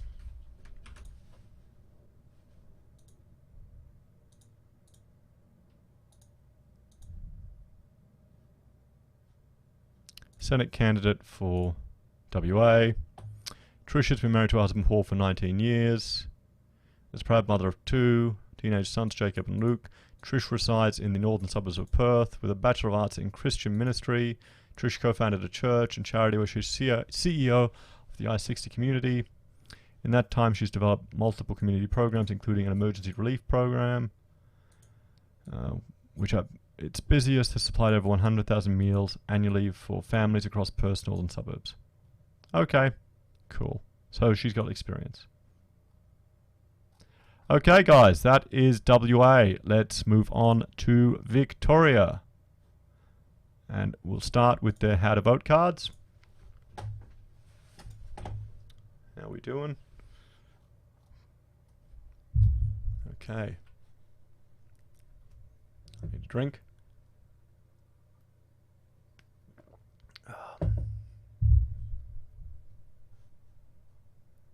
So, oh boy, let's go. Liberal, 1 Liberal, 2 UAP, 3 Labor, DLP, 4 Conservatives, 5 Liberal Dem, 6 Darren Hinch. Wonder how Hinch is going to go.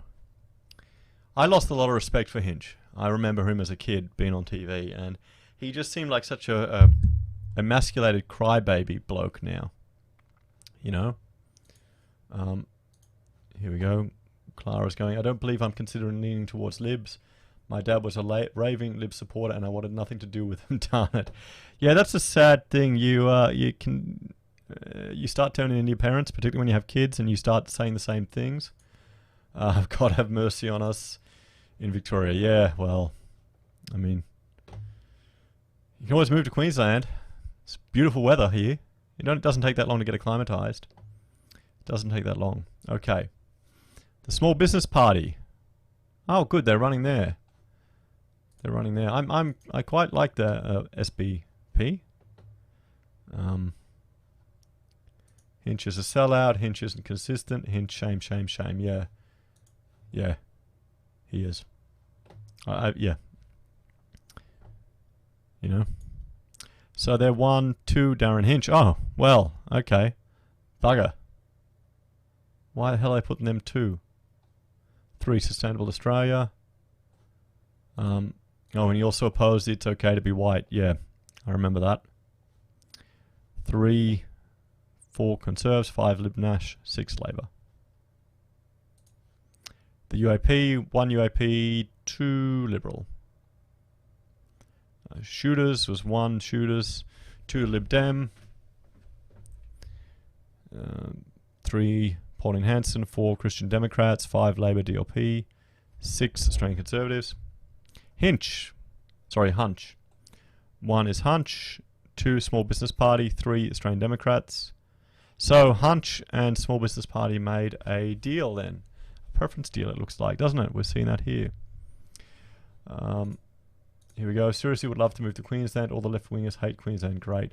We have them. We've got left-wingers here, but just depends on where you go, I think. It's not the same as Melbourne. I blame the weather, because here people aren't indoors all the time. So 3 Australian Democrats. Oh, someone's actually preferencing them. 4 the Greens, 5 Labor, 6 Liberals, This and 7 Animal Justice. Hemp doing their thing. CEC is 1 CEC, 2 Hanson, 3 Rise Up, 4 Labour, 5 Shooters, and 6 the Greens. Australian Democrats, 1 themselves, 2 the Secular Party of Australia, 3 Hinch's Party, 4 Republican Party, 4 Republican Group N, Independents for Climate Action Now, and 6 the Hemp, Labor, DLP. And this is not the Australian Labor Party, this is the other Labor Party, the Democratic Labor Party, or the Democrat Labor Party. 1 for Senate, and then Australian Conservatives, Christian Party, Rise Up Party, UAP, and Liberals. Pauline Hanson, 1, 2 Rise Up, 3 Shooters, 4 Lib Dems, 5 CDP, 6 Sustainable Australia. Pirate Party, 1 the Pirates, 2 the Greens. The Secular Party, Democrats, Animal Justice, yep. And then the Australian Workers' Party, Vote Flux, Australian Labor. How to vote for the AJP in the Senate? Animal Justice Party. 2 the Greens. 3 Independents. 4 Australian Labor. 5 Hinch. 6 the Health. Good night, Clara. Thanks for joining in. You know, and good luck with getting your vote on tomorrow. Send us a photo of if you get a democracy dog. Share that to the Facebook. 6 the Greens. Group V, 1 the Greens.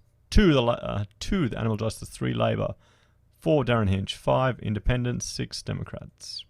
Rise Up Australia is 1, 2 is Liberal, 3 CDP,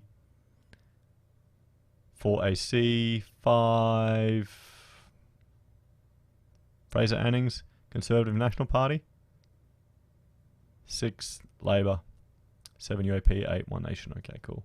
They keep going. Australian Labor Party, 1 Labor, 2 Hinch. Okay, they haven't preferenced the Green. Who did the Greens preference? Eventually Labor, 3. Take care. Bye, Paula. Thanks for joining. See you next time.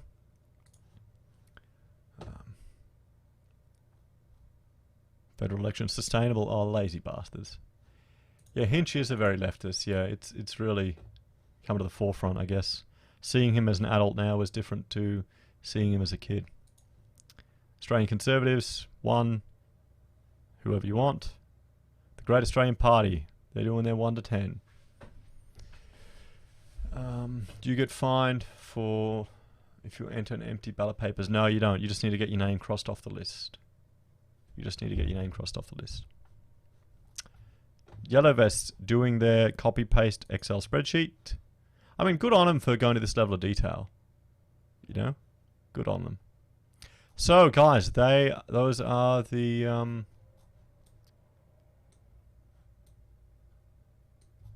how to vote cards for Victoria. Okay. Here we go. Oh, don't put in an empty one. Think of a miner you'd at least like to get your $3 to. You know? They could offset some of the costs that they make. They'll never make a profit at all. Not in a million years. Not in a million years. Okay. Let's have a look. We've looked at the Liberal Nationals, the Socialist Equality Party, Small Business Party, we've looked at them. Fred Niles is there. The UAP is there, Shooters and Fishers. Darren Hinch. Let's look at Hinch's Justice Party. Okay, we've looked at the Socialist Equality Party, the actual Trotskyists. You know?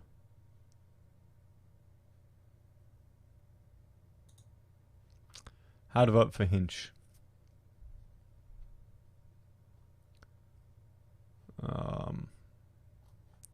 What are your policies, Hinch? justice in sentencing, bail reform, parole reform, domestic violence law reform. Let's have a look there. Equal rights, well, we already have that. Public register of convicted sex offenders, and euthanasia.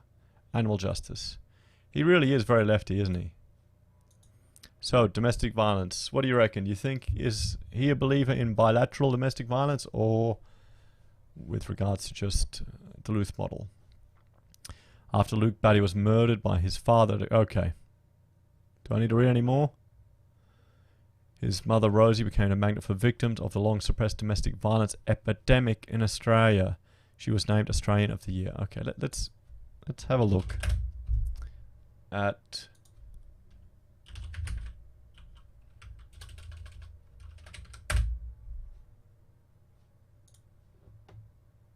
okay. This is Domestic Violence Awareness Australia. Here, Facebook group I follow. Since the 1st of January, there have been 10 female victims of domestic violence, with 6 female perpetrators. There have been 4 child victims.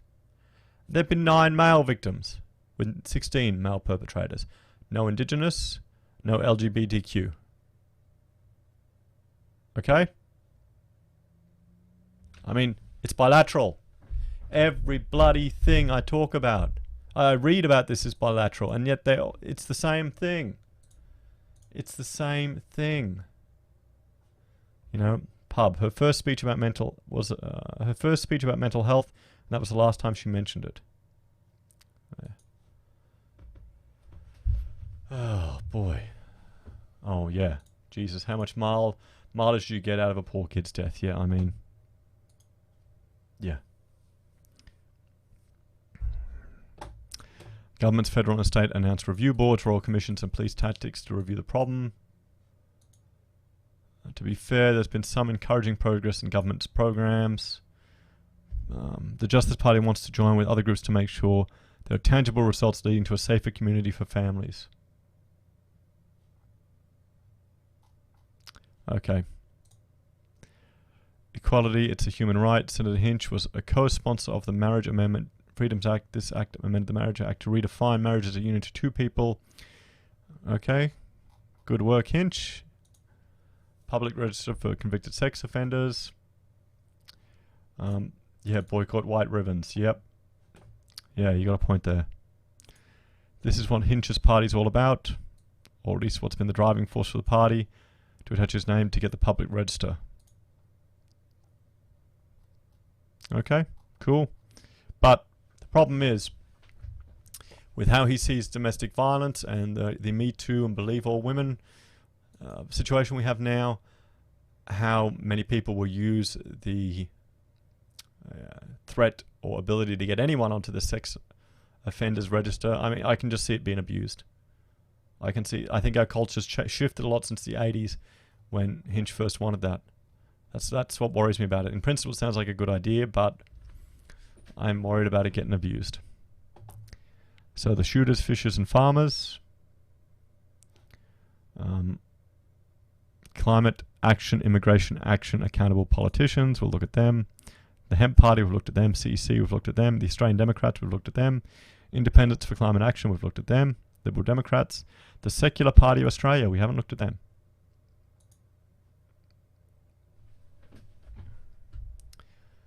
As 21st century citizens, we want to challenge the power and privilege of religious institutions in Australia. As secular humanists, we want to end to religious interference in education, health, civil liabilities, and taxation. As champions of human rights, we want women, minorities, and LGBT communities to be free of discrimination and the dictates of archaic superstition. Well, it sounds like all this has already been achieved. Both socially and economically liberal, we're the only party that stands for comprehensive secularism. We fight for the separation of religion from state institutions, impartiality between religions, and the protection of human rights from violation on the basis of religious doctrine. The separation of church and state is the only valid foundation for a free and liberal modern democracy. We want legislation based on evidence, informed debate, and equality for all. We want a society that honours the universal humanistic values of compassion, honesty, and freedom and justice. Okay, the separation of church and state. It's not about, I see it as not about removing the church's authority over the state. We're not talking about a theocracy. It's about protecting the church from interference by the state, giving people religious freedom. And a lot of religious people pay taxes, maybe more than some of the people that don't. So let's see what their aims are. Aims to bring about the true separation of church and state in Australia, to promote secularism worldwide, to stand for human rights, social justice, and affirming the dignity of human beings. That's a trigger word for me now. To support the maximization of individual liberty and opportunity consistent with social and environmental responsibility, not if people want to express that individual liberty through religion. To defend freedom of expression everywhere. To expose policies that support a rational approach to human problems. To promote the fullest use of science for human welfare. To eliminate privileges granted to people solely on the basis that they are members of a religious body. Okay? To promote the use of reason and evidence as a means of overcoming ignorance and superstition. Okay, that sounds great. I agree with that. But you got to understand, people aren't reason based. How many times have you been in an argument with Facebook with someone and you put facts or something forward and it just doesn't sink in? It just doesn't sink in because people aren't rational most of the time. They're emotionally based. To gain and maintain for non-religious people the same rights as those enjoyed by members of religious bodies. What rights or benefits do people in religious bodies get? What do they get? Can anyone tell me? I'm trying to think of some. To promote the election to Parliament of secular party endorsed candidates. Okay. We stand against, this is good, censorship, all imposition of religious dogma, government support for religious schools, religious attire at schools, religious indoctrination of children, all forms of religious coercion and theocracy. So they're definitely an anti-religious party. So how are the Muslims going to handle this party? How are they going to handle this? Religions do get tax relief for their charity work, and I mean they do a lot of good. They feed people that need it. So probably in younger days I would have been right up it. Oh, here we go. What they stand for. Constitutional separation, a secular republic free of hereditary privilege, pro-choice abortion, same-sex marriage, recognition of gay families, contraception and sex education, anti-homophobia education, no anti-discrimination exemption for religious schools and businesses, the right to die, voluntary euthanasia, embryonic stem cell research, lesbian IVF availability. Now just think of, if any of you watch anything about any of Molyneux's stuff about single mother households, and just the rates of domestic or intimate partner violence in lesbian relationships, could you imagine a boy being brought up in an environment like that? Scientific research unlimited by unfounded religious objections. Okay, so I think they are a interesting one, a little too radical for my liking. I think a little too radical. I think they're like the completely unethical science party that just push. So yeah, that's enough about them. Interesting. Ready the cloning vats? Yes. Ready the cloning vats. We'll make the genetically engineered proletarians that are never unhappy. What state are we on? Can you guess? Can you guess? We're in Victoria right now. So, the secular party, the Labor, DLP, Labour, OUR. And we'll just look about them. So they're the real Labor Party. The Democratic Labour Party is neither left nor right. Yep. We've looked at them before. Pauline Hanson's One Nation. We've looked at them. Let's have a look at their candidates.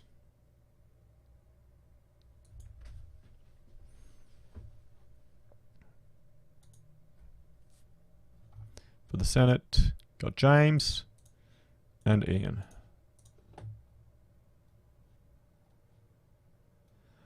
James Hallam, 50, is a traditional man of conservative character and upbringing on a farm. Has taught him solid work ethic as he still serves him today.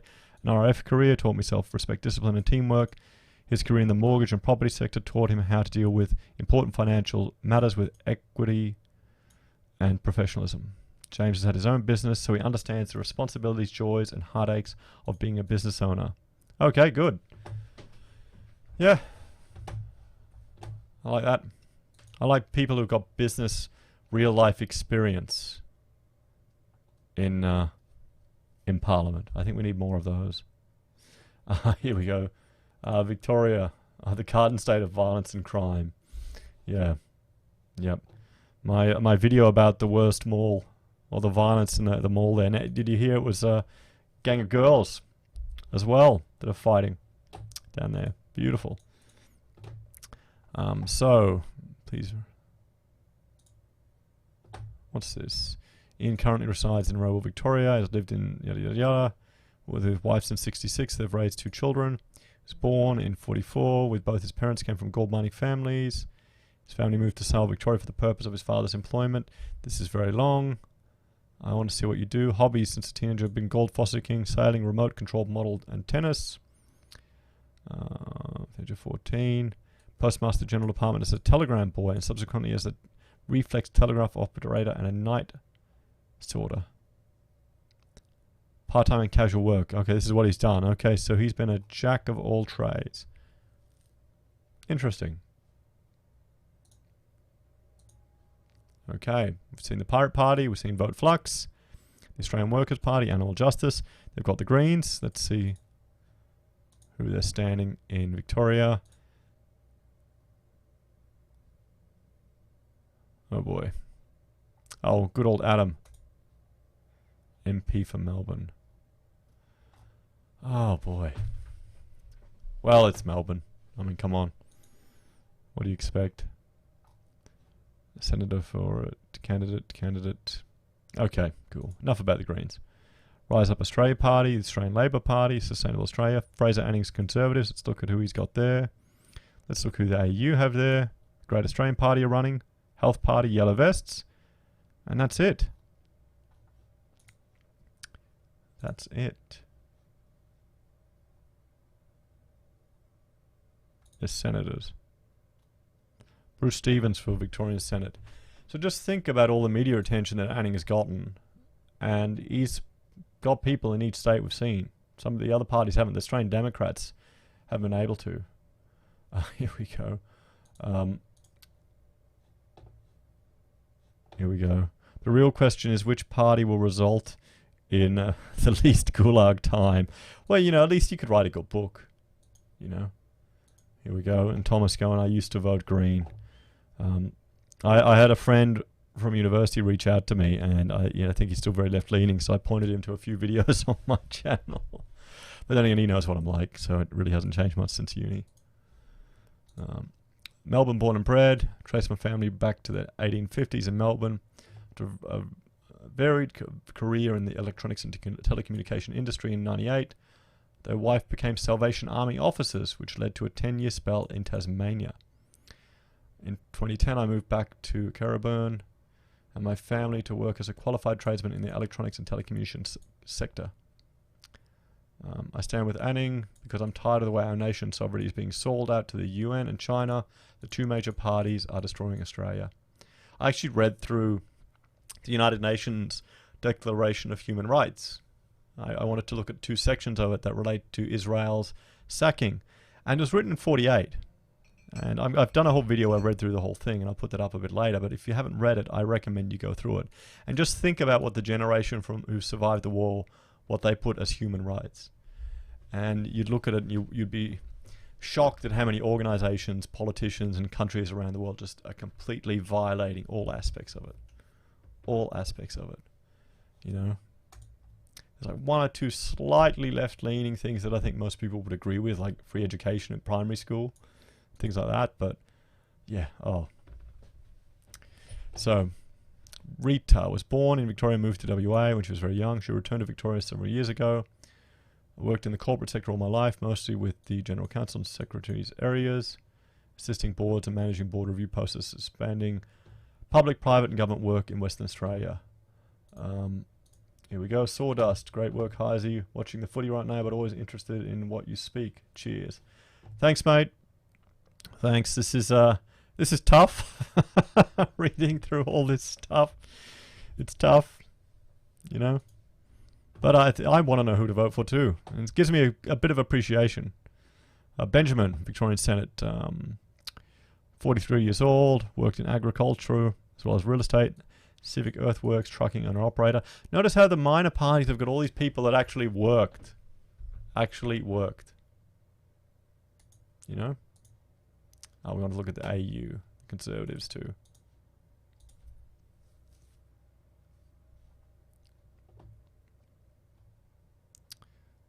SA. Oh, we still got to do SA, don't we? WA, TAS, where's Victoria? Where's Victoria? Here we go. Trent.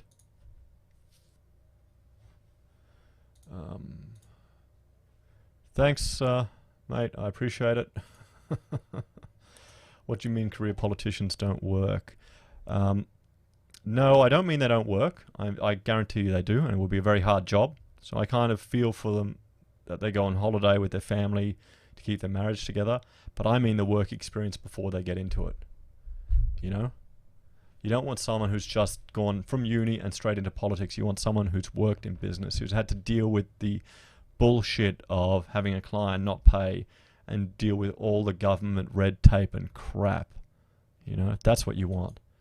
Because it's frustrating. I mean, I did the conveyancing for my mother's house, and the amount of paperwork and just forms and crap you have to do, it's just nuts. And none of the departments talk to each other. So the Victorian Senate candidate.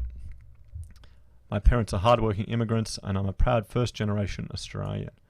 I was raised in Melbourne. See, I wouldn't even think to say that. Maybe I should, that I'm a first-generation Australian, because I am. You know, where does that put me on the victim hierarchy? You know, where do I sit there? First-generation Australian, white, Germanic, and Austrian heritage. He's an evil white man.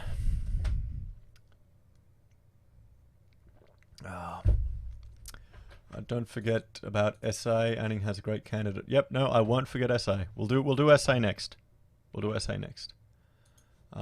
Bill never had a real job. Yeah, he never did. So work background has been banking sector and education. Within the community, I've worked on the Committee for Family Education Groups, and I'm presently serving as a board member for an independent school. My belief is that the family is the cornerstone of our society, and that government should strengthen this bedrock unit. I'm married with children, and I want to ensure that all parents are supported in their mission as the primary educator of their children. Your parents are from Germany, don't mention the war. I remember when Rachel and I were dating, I showed her the old family album of my father, which is full of pictures of Waffen officers, Wehrmacht officers, you know, with the whole German uniform and the iron crosses and things like that, playing with kids, looking like normal people, you know, playing with my father as children between the war. I think my mother's father served in Russia. You know how that went. He was a farmer, and that all went downhill. And my father's father served in Yugoslavia. So yeah, they were in the Wehrmacht. So, you know, I went for the Australian Reserves once, and they asked, "What military history do you have?" And I said, "I've got family members that were in the Wehrmacht," you know, which, you know, they appreciate it. But yeah, they weren't in the SS. That's the important thing. That's the important thing. If you don't know that difference, look up. There's some good YouTube channels that can explain to you all about that.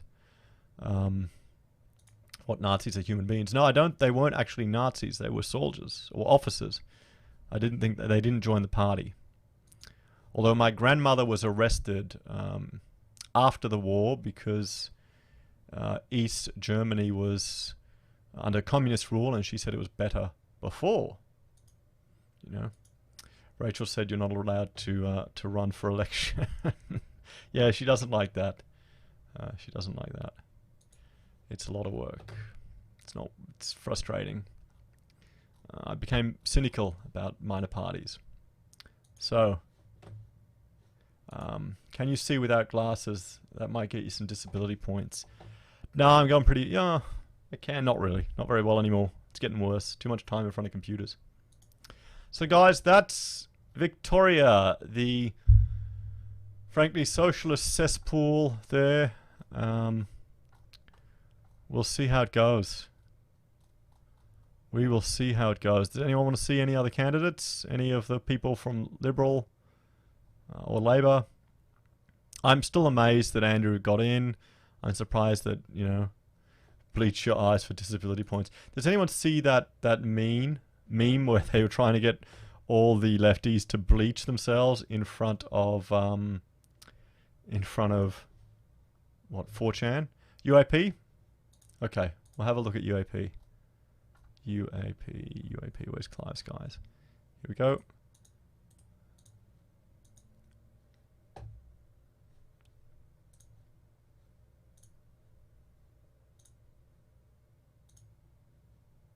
What's going on?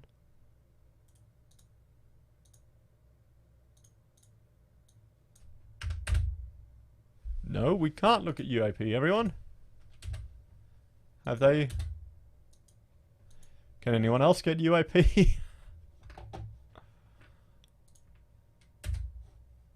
G'day, Glenn. We're just trying to look at the UAP in Victoria, and I can't get their website up.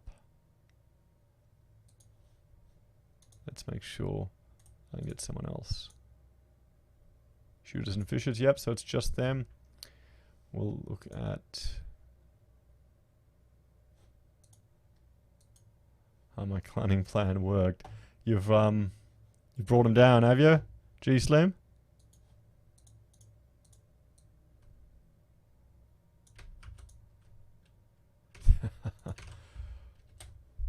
The credit card expired.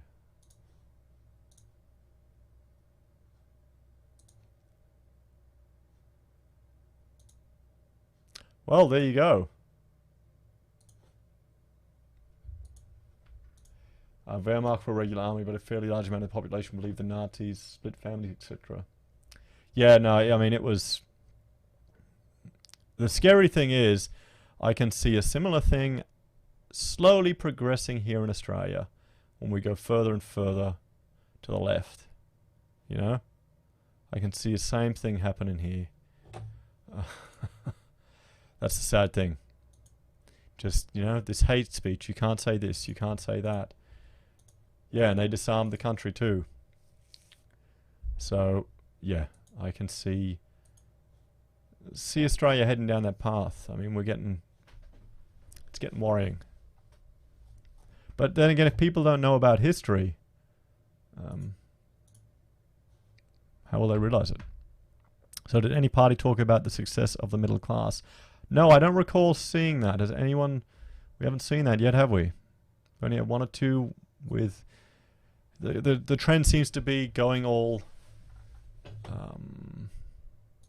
to, you know, sustainable power, climate power, and I think that's it. A few men's rights, one here or there, but not much. Okay, South Australia. Any Sharia parties yet? No. Any totalitarian countries have free speech? I can't think of any. Nope.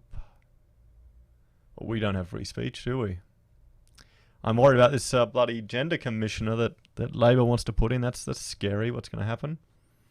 Wasn't there an Islamist party down south somewhere? I don't know. I recall being mentioned.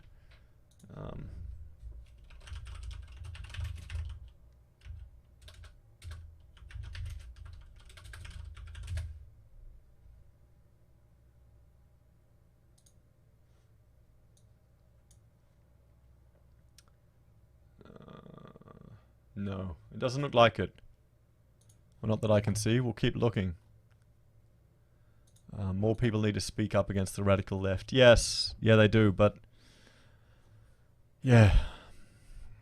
All we can do is just keep talking. Talking until we can't. You know? That's it. All we need is red jackets and brown coats. Well, you know, aren't Antifa the new, you know, play in history? Why? I think this happens at the turn of every century. The only country that guarantees protected speech is the USA. Yes. They were very smart to do that when they developed that country. Very smart. So let's have a look at the how to vote cards in South Australia. Here we go. The Great Australian Party are doing 1 Great Australian, 2 Conservatives, 3 Fraser Annings, 4 the Shooters, 5 Citizens, EC, 6 Central Alliance. Central Alliance. This is Xenophon's new party where he's not involved anymore too. He's stepped away from politics. Doing law. So Fraser Anning's Conservative National Party. Come on, One Nation, kick out Sarah Hanson-Young. Yes. So New South Wales, I think, had the Islamic Party. They may have had a party, but that doesn't mean they actually ran anyone in this election. You know? And yet, have you seen, G-Slim, that Computing Forever did a good video looking at Trump's starting to address the issues with free speech and censorship in the United States? He's trying to gather information. So it'll be interesting to see what happens. So Fraser Annings, 1 Anning, 2 Great Australian, 3 Shooters, 4 Conservatives, 5 Libs, 6 Pauline Hanson. The Central Alliance is 1, and then do what you want. The Senate, Michael, good on your highs for spending the time to chat. No problem. No problem. Yeah, he did take his time with regards to responding to this free speech thing, but he has to. He has to. He can't make it all just about 1 or 2, you know, people being deplatformed. You know, he can't make it just about Luma. He can't just make it about Paul Joseph Watson. It has to be bigger than those people because it won't. The normies won't get to it. I don't think it'll work. So, the Senate, Australian Democrats, 1 is them, 2 is Sustainable Party, 3 are Hemp, 4 Central Alliance, 5 the Greens. I think they'll get crushed in this. I think they'll definitely get crushed in this one. Pauline Hanson's One Nation, boom them, and then Liberal Democrats, the Shooters, Sustainable Australia, Citizens Electorate Council, Australian Conservatives, yep. Liberal 1, Liberal 2, UAP, 3 Conservatives, 4 LD, 5 Centre, and 6 Democrats. Sustainable Australia doing their thing. Hemp Party, good on them. The Greens, number 2, Animal Justice. 3, Help End Marijuana Prohibition. 4, Australian Democrats. 5, Australian Labor. And 6, Central Alliance. United Australia Party, 2 Liberal. 3, Australian Conservatives. 4, Shooters. 5 Democrats. 6, Labor. Australian Conservatives. Cool. I'm surprised they didn't recommend anyone. Labor Party, 2 the Greens, 3 Animal Justice, 4 Centre, 5 Democrats. Animal Justice Party, 2 the Greens, 3 ALP. No surprises there. Okay, let's have a look. Let's have a look. The Great Australian Party, we've looked at them. Fraser Annings, we've looked at them. Central Alliance, let's have a look at them. They're the Centre Party that, you know, Xenophon seemed to pretty much be in Labor's pocket, didn't he? Let's look at their policies. So, Aboriginal and Torres Strait Islanders. We recognise Aboriginal and Torres Strait Islander peoples, the first Australians as the traditional owners of this continent. I'd acknowledge and respect their ongoing relationship with the land. So, they probably support Mintabee getting relocated. Fantastic. So, aging population. Australia is a prosperous country built on the contribution of all Australians. Our aging population deserves to be treated with respect and dignity. Yes, and that's why when we had a budget surplus, we had the Future Fund, and that was cut. Australian made. Australian government in particular should support Australian businesses. Cool. Aviation. Yep. Childhood. Access to high quality, accessible aged care. So they're sounding a bit more left, don't they? What else do we want to see? Let's see the energy. What do you reckon? Nuclear? Climate change is real and poses a huge challenge for our environment and economic future. Australia must stick to the Paris Agreement, which has been proven to make absolutely no difference, which involves reducing greenhouse gases by 20 to 28%. Must involve a smart energy matrix. I mean, they wanted to get rid of cotton farming. You know? They wanted to get rid of cotton farming. Family violence should be free from incident of violence. Police and family violence services must properly protect and support survivors.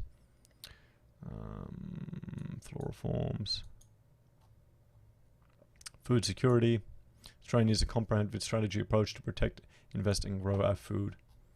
Okay, cool. What's their asylum seeker? Genuine asylum seekers must be treated with dignity and compassion. The bipartisan support for offshore processing in order to discourage dangerous boat journeys to Australia should be matched with an increase in the humanitarian intake to at least 27,000 places per year. Okay. I've got to go. Hi, as it says, I'll ask my husband to flick you a few bucks. I can't vote, but he can. And I helped him fill out his ballot, I'm assuming. Thank you very much. So yeah, there you go. It shows you, you know, women can influence their husbands, can't they? That's how it works. So Lee's going for Conservative Nationals. I wouldn't trust anyone to write Republic Constitution at the moment. So yeah. Okay, so I mean, I think they're a bit too left. They don't really feel centrist. They really don't. Who are the candidates? Sky. Lead Senate candidate, previously Nick's one team, however, resigned from the Senate in November 20 after discovering I was a British citizen. So she's one of the dual citizens. Strong advocate for veterans, women's rights, remote area nurses. Okay. I think they're fence sitters, but I think they lean more to the left. Definitely. Okay, who else? Craig, Bossy, Central Alliance candidate, Senavon, extensive experience in community service organisations, bereavement support. As a former ACO officer, I have a heightened understanding of national security measures complemented by a martial arts international relations degree. So why isn't he in another party, in the Yellow Vests? Kelly, Baker, fourth generation farmer's wife, mother of 5, registered nurse. First time, I'm excited. Okay, cool. So there you go. You know, centrists. Or so they say. Australian Democrats, we've looked at them. Pauline Hanson, we've looked at them before. CEC, we've looked at them. Well, maybe we'll have a look at their candidates. Liberal. Sustainable, hemp. Let's look at everyone's favourite one. Everyone's favourite politician here in Australia. Sarah Hanson-Young. You know, since she was first elected in 2007, Sarah has worked hard to represent her home state of South Australia, to give a voice to those who too often forgotten in Canberra. So she's a global citizen. Do I need to read any more? Yeah, Greens go last. Greens go last. She's committed to ensuring Australia remains connected to the rest of the world through ideas and global action. You know, decency to refugees. Promoting and welcoming Australia to new migrants, a cause that are close to her heart. So why aren't they going to, push for, the white Africans that are getting screwed over? Single mother's a great role model for making great partner choices. Well, yeah, it shows you, doesn't it? Shows you. Sarah was named a World Economic Forum Young Global Leader in 2016 and will continue to stand up for the rights of vulnerable Australians. What the hell has she done for South Australia? Embarrass South Australia? Her portfolio includes environment and biodiversity, water and Murray-Darling Basin, arts, nuclear, commission. So yeah. Okay. Cool. Let's look at Jennifer. We need to end our commitments under the United Nations Paris Agreement, ratified in 2016. The deepest cuts in carbon dioxide in the world on a per-person basis is predicted to cause the Australian economy to start contracting in 2017. The contraction will mean widespread job losses and a reduction in essential services like health and education. Oh boy. I mean, the problem is, I think too many people just get tidbits of news from the media. They listen to the radio. My mother's exactly like that. And so they believe everything they're told. Oh, we better do it because it's better to stay with the Paris Agreement than not. But no, it's a negative. It is a negative to our economy. Maybe I think about this too much. I think the problem is most people aren't really,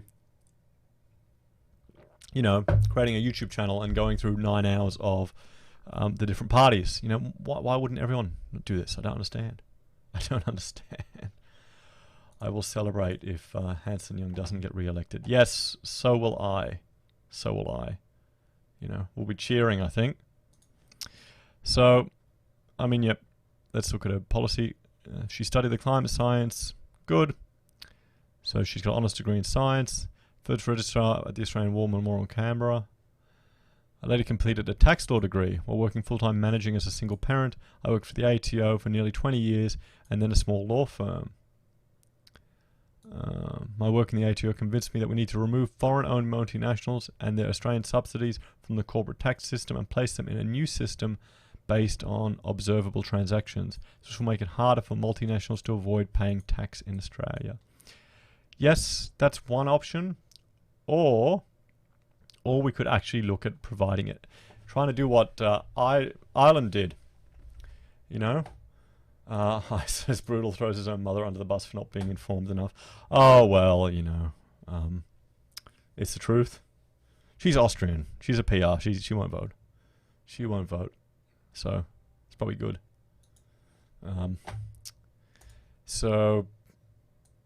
Yeah. Why don't we look at the strategy that Ireland does, having a low business tax rate to attract all these businesses, to set up headquarters there and to employ people. That could be another strategy. But, it's definitely something that we need to look at because they're offshoring a lot of stuff to Ireland. Okay, cool. Oh, let's look at their candidate for Grey, the big bloody... if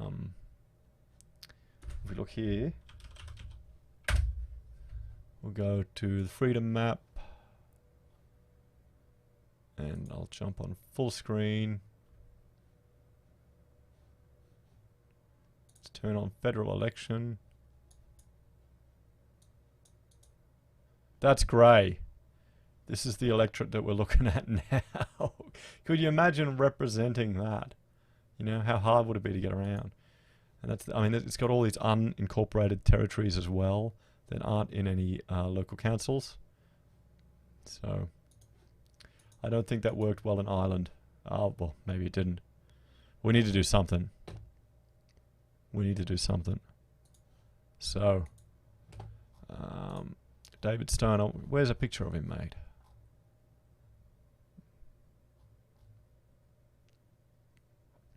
David is committed, originally born in Victoria, moved to SA. An interstate truck driver, 20 years experience. Okay, well, no wonder he wants the big seat. You know. Okay.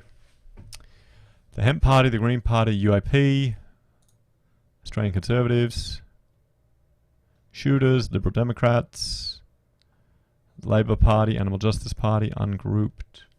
Didn't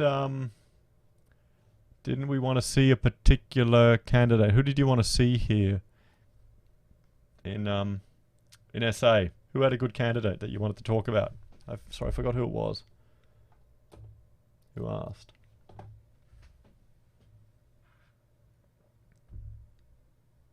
Fraser Annings?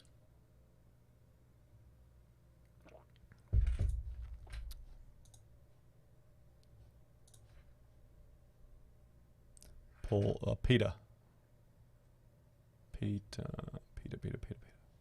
Okay. Let's have a look. South Australia. Senate. Peter Manuel for South Australia. Hi, I'm Peter Manuel. I lead the Senate ticket for Fraser Annings, National Conservative in South Australia. I left school at 14 years of age to start butchering. Oh, good work. Good work. I like that. Working my way up to become a top grade meat manager at JC Coles supermarkets. Fraser is a Queenslander, but he's managed to cobble a party together really quick.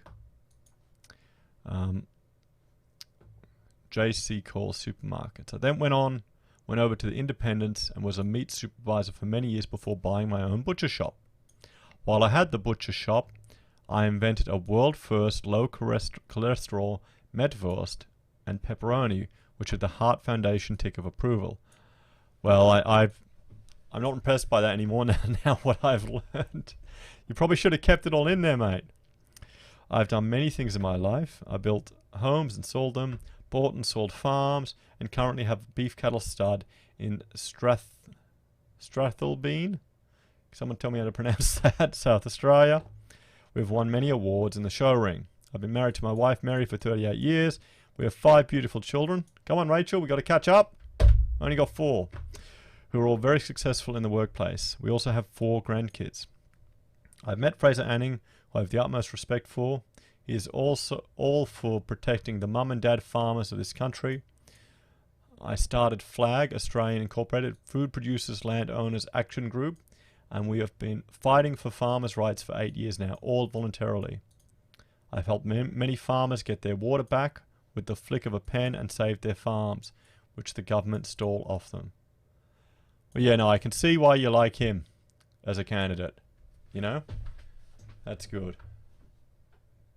Good on him.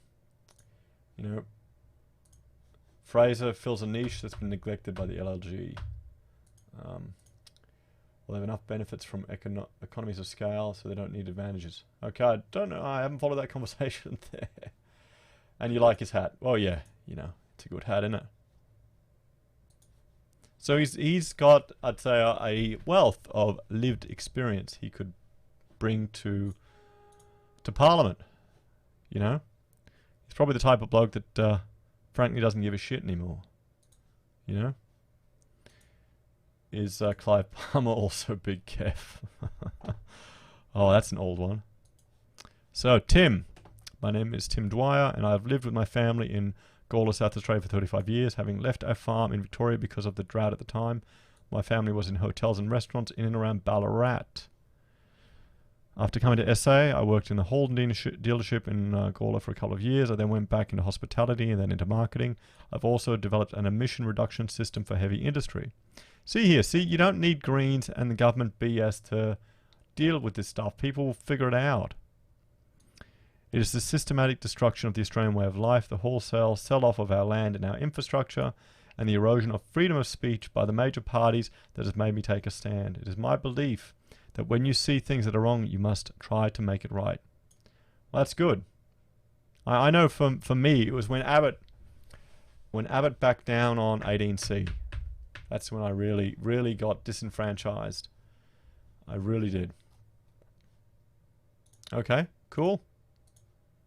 Oh wait, let's have a look at the UAP candidates.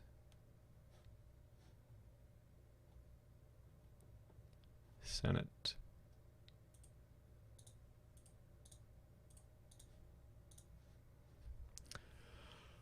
Former Adelaide United A-League star Kristen Rees is the United Australian Party's lead Senate candidate for South Australia. Off the pitch, politics has become a significant part of the central defender's life.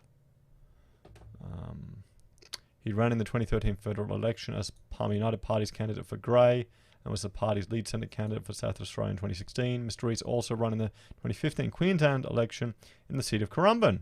Okay, that's just down south.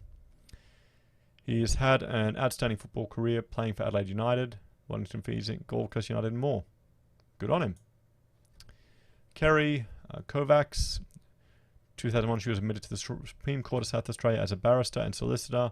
In 2002, she was entered into the Register of Practitioners in the High Court of Australia, Canberra. She signed the bar roll. Okay, lawyer. Good. And Sharon has nothing. Okay.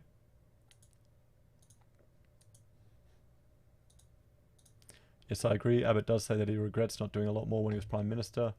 Too many white ants in the Liberals. Yeah, I think the Liberals need a big shake-up. You know? They definitely need a big shake-up. But the problem is with the major two, they just start chasing the votes.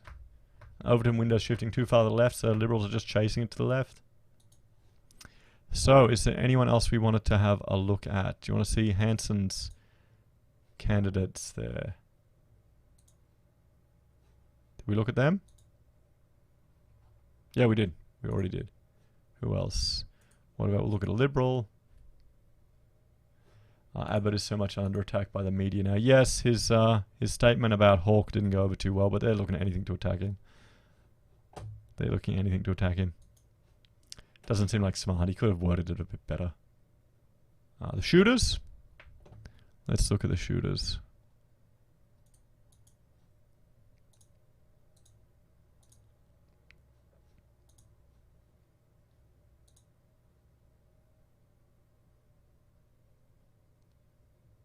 Our people.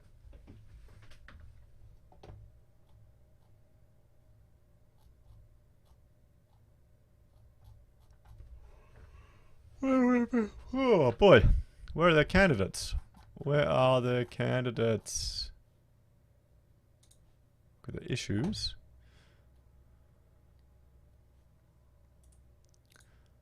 Oh, actually, let's look at the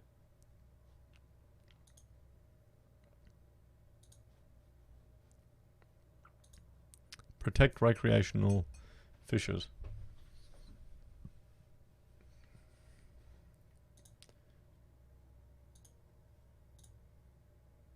Time for a sleep, big day tomorrow. Yeah, I've got a lot of work on.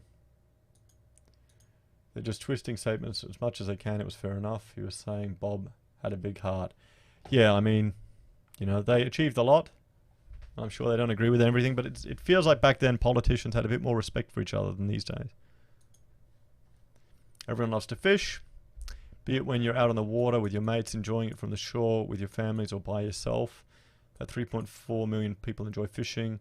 So do we actually need fishing licenses? Many people don't want to be involved in political debates because they want to enjoy their life. But if you don't get involved, we could easily wake up one day, have our way of life taken from me. So, okay, so they're the issues there. Good night, mate. Good night, AU. Take care. I can't find the candidates for the Shooters, Fishers and Farmers Party.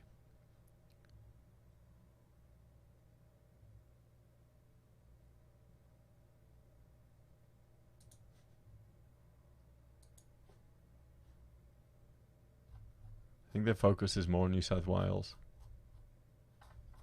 Let's have a look.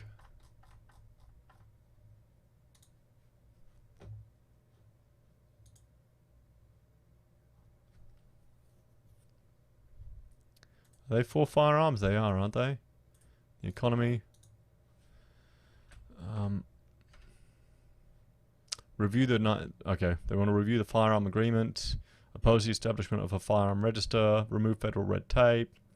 Support the promotion of Australian firearm manufacturers. Expand self-defense rights and non-lethal means of protection. Good. Support and promote national education and safety programs for responsible firearm ownership. Increase funding to Shooting Australia.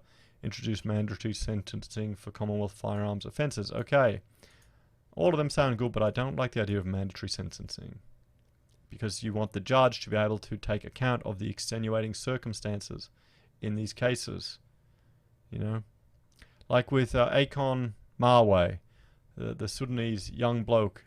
You know? It was him and another one. The other guy was a lost case. The lawyer said, or the representative said, just put him in jail straight away. The judge did. With Marway, he could say, okay, you got a period here where you're on retainer if you don't offend because you've been doing this, this, and this. It may keep him out of jail. But if you have mandatory sentencing, you're taking away that flexibility. I know it's frustrating with hearing all these people getting let off, but that doesn't mean you need to just put these things in place. I think it's overreaction. So they want to maintain Australia's AAA credit rating. Reasonable measures will reduce market dominance. City versus country issue, and the city is winning. Yeah, seems to be. Support stringent measures to reduce market dominance, increase competition in the retail sector, covering agricultural products. Call on states and territories to distribute state mining royalties directly to the regions, particularly rural regions.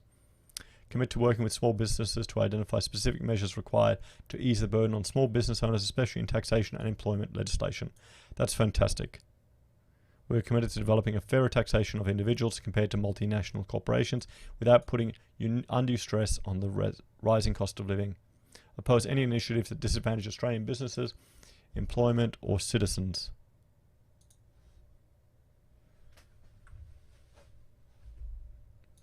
Can anyone explain why a few parties want to remove the National Firearms Register? What is the rationale? I have not looked at it at all. I can't help, honestly. Well, I'd like to get a gun. I'd like to see if I could hunt. Probably not. Probably suck at it, but still. Okay, guys, so that's SA. Anyone else you want to see there?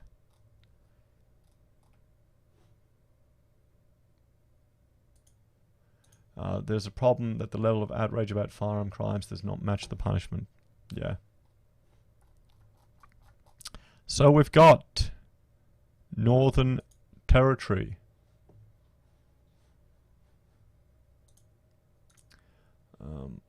The problem I have is the number of times I've spoken to police that are so frustrated with the courts, they are perplexed. I need to increase the character limit on this chat. Let's see if I can do that right now.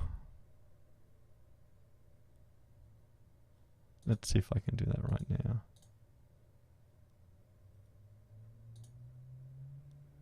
No, I can't. Next time. Next time. Okay, guys. Let's have a look at Northern Territory. Okay, you know, I'm impressed, honestly. I'm impressed that Anning's managed to get people in every electorate. So it shows you that a lot of people are resonating with his message. A lot of people are resonating, right? Remember when One Nation had to first came into prominence. It's okay, G Slim. I'll try. I think it's got a 140 character limit. I'll have to fix it. Yeah, it's all new. Learning a new tool, which is good. I'm okay with armed self-defense. Let's do it. Yeah, you know, I think so. I've got no issues with One Nation going and talking to the NRA to get funding. Sure, I mean, this is one theory is why Sargon of Akkad lost his YouTube channel, because people could subscribe to him and that amounted to foreign funding. That's what Tim Pool is putting forward, and that makes a lot of sense. But you know, how much money do the governments get outside of it, or politicians and advocacy groups, and Soros is shipping over here to all these different organizations like Get Up? I mean, anyway, let's have a look at our how to vote cards in Northern Territory. So, United Australia Party, UAP, 1 UAP, 2 Country Liberals, not surprising. 3 Citizens Electorate Council. 4 Australian Labor Party. Did we do NT already? We did, didn't we? I did at the beginning. It's ACT. ACT that we need to do. That's it. Okay. How many people are on ACT? Okay, a few, not too many. Not too many. Okay, let's have a look. Group A, Liberals. 1 Liberal, 2 UAP, 3 Sustainable, 4 blank, or C. 5 Labor, 6 Greens. The Greens. The Greens. Ah, thanks, Ivan, for the super chat. Appreciate it, mate. Thank you very much. Let me know, does a sound play when the super chat comes up, guys? Because I've turned off the sound. Yeah, it's a real polished operation here at Heiser says. It really is. Yeah, real professional. It's amazing though what you can pull together on your home computer. I mean, I do have 6 screens in front of me, literally here. I've got the main one here. I've got my cameras there. I've got your vMix chat coming up here. I've got random stuff there. I've got, YouTube and Facebook playing here. So the sound doesn't play. Bugger.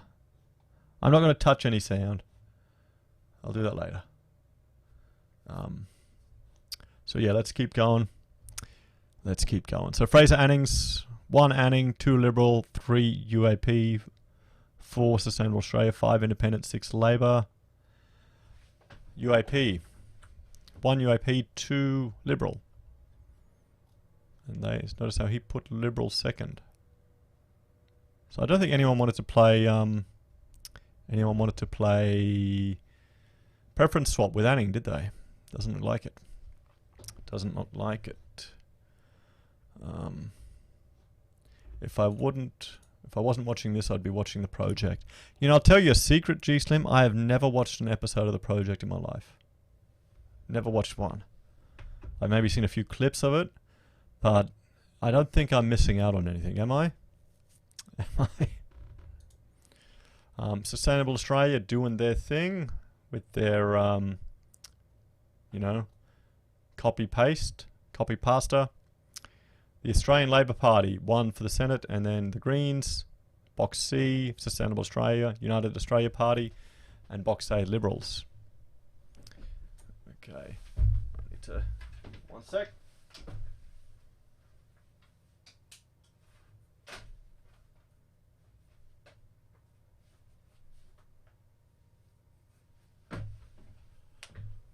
Okay, here we go. Sorry, I had to tie my shoelaces up. That's the problem when you have a standing desk. Let's have a look. Awali Alid, crying after Sri Lanka, yeah. Polished to what it needs, to not what Heiser wants. Fit for purpose in the video gaming scene. Yeah, that's it. You don't need to go to 100%. You don't need to go to 100%. Bit by bit. Bit by bit, you learn new skills and upgrade. I've got some time lapses on my other channel where I just did like architectural projects and things like that I do real quick. Heiser could hand out a day 1 DLC where he gets a coffee refill without leaving the chair. Oh, my game dev journey is not going very fast, so don't count for that. Okay, let's have a look. Let's have a look. So we know all the parties. Do you notice the benefits on your back standing? I've been doing it so long, to be honest, that I'll chop and change. I've got down there. I've got a desk where if I want to sit down, I can do it. So yeah, no, it's pretty good. I'm used to it. It keeps moving. Rachel, she had a lot of benefit from it. She was getting migraines all the time, and they disappeared when she went to a standing desk. I used to make all my staff do standing desks. So yeah, you've watched the point cloud time lapse. That's a good one. Yeah. So it's I'd recommend giving it a try. And also, if you run a business, it's cheaper having a standing desk than having seats, because seats, office chairs like $500 a pop. And all our furniture is just stained plywood that you see here that we've actually locally sourced, so we did ourselves. And when you start working, what we used to do is I'd hand a drill and and tools, and you'd have to adjust the desk to your height. And that means I'd have to cut down timber and prop it all up, and you could tell if they were completely useless in building a desk together. And it's not just screwing bits together, you got to nail bits together and stuff like that. They'd suck as draftees. We had one African guy, and I remember I thought, oh, well, he made it here to Australia. Nah, he was a spoilt rich kid. His mummy and daddy paid for everything, and he was literally holding a piece of timber up in the air like this with a electric saw, trying to cut it like that in the air. In the air. So yeah, nah. Anyway, back to this. I'm getting tired. Let's have a look at the Liberal candidates. Let's look at gunning.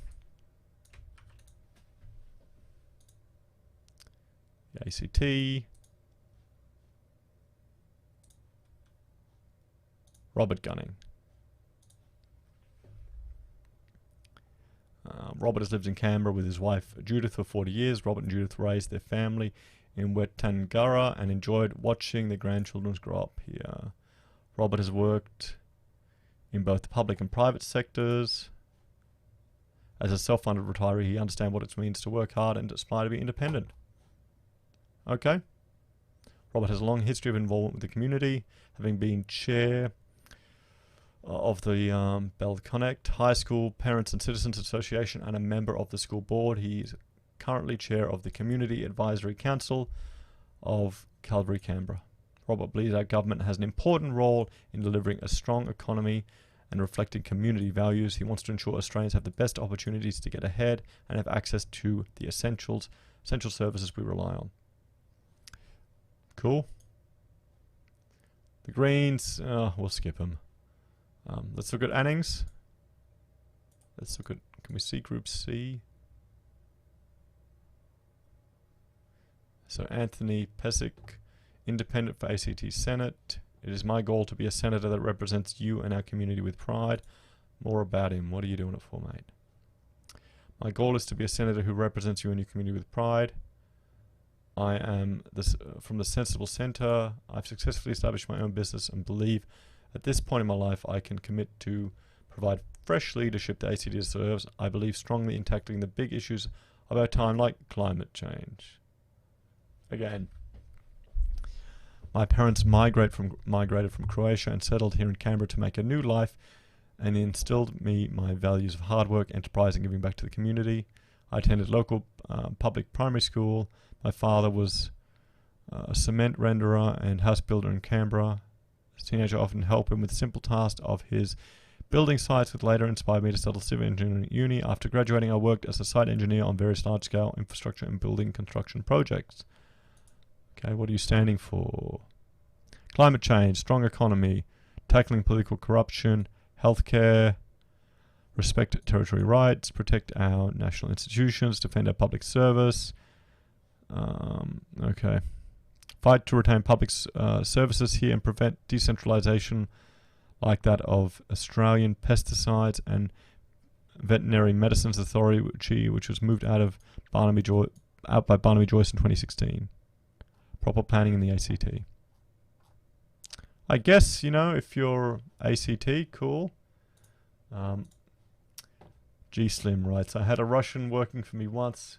Had no idea how to handle a spanner. Didn't even know what it was for. Knew a lot about vodka, though. Yeah, no. Good point. And Lee Roberts, workplace safety incident waiting to happen. Oh, well, mate, I'm an architect. We don't worry about that shit. We should when we're managing or observing the projects of the builder, yeah, but come on. Come on. So Rachel was worried I'd always get in trouble. Okay, let's look at Anning's mob for Canberra. Shane Van Duren for Australian Capital Territory. I serve none but you. I do not seek to represent you from an ivory tower. I cannot be bored or intimidated. I have diverse experience across many environments and cultures. I will fight for our common law rights. I will fight for our humanitarian rights. I will fight for the rights of our children. I will fight for indigenous rights. I will defend individual freedoms and national identity wherever they are threatened. The corrupt and perverse will be held to account. I will support our sick, our old, our injured. I will empower all Australians to reach their full potential and support our regional friends to do the same. Here I stand, I can do no other. Scott. I'm running for an ACT candidate for Fraser Anning's National Conservative Party. I'm 21 years old and feel like I was compelled to run as a candidate on Fraser's side and show support for our party's policies and values and defend them and our views from the immaturity seen from people my age in my own demographic. So he's the counter to Egg Boy. The counter to Egg Boy. Why isn't Egg Boy running for the Greens? Australia is a free country and freedom of speech should be one of our most protected values. That taboo around not speaking out about certain beliefs or ideologies has gone too far, and it is costing innocent lives around the world. We as a society should be allowed and encouraged to speak out against ideas, especially bad ideas. I hold very conservative values for my age because I believe that's what made this country a great place to live in.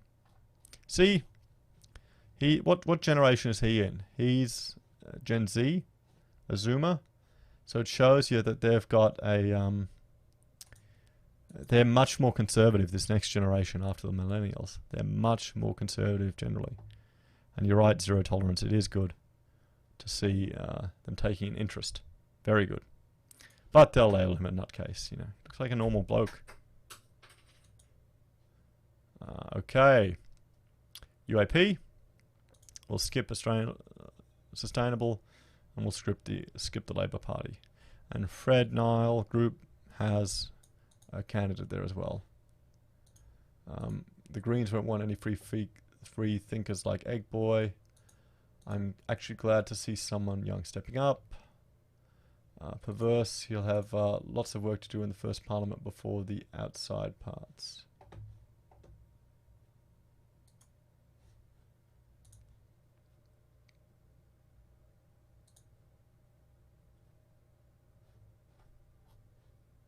So look at Peter and Rebecca. Paste to Google candidates' names. If anyone has time, all sorts of interesting information can pop up. Yeah, that's the problem. Nothing ever goes away. Nothing ever goes away. You know? And that's I feel real sorry for this next generation. Their whole lives are going to be completely on social media. So Peter Walter. And the problem is people can create fake news and put it up there. I had a friend who studied journalism and he needed to write an essay. So he just made up a website and used that to reference all his stuff. You know? So he joined the UAP because he was sick of seeing the two major parties become more self-indulgent. Self-employed for 26 years, Peter is passionate about creating a new lease of life for small businesses and bringing prosperity for all Australians. Good. Rebecca. Rebecca is a hard-working Canberra mum who loves spending time with her daughter. She's a qualified hairdresser specialising in events and weddings. Rebecca enjoys giving back to the communities through various fundraisers. Yes, Steak, we did do New South Wales. We did. Gee, Slim, hell yeah, I'd be in big trouble if mobile phones were around when I was younger. Yeah, I know. I know. It's crazy. You know? So, guys, that is ACT. Do you want to look at David Kim? Let's have a look.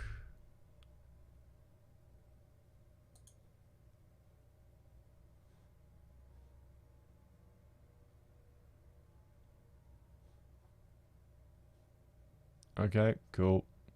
That didn't work.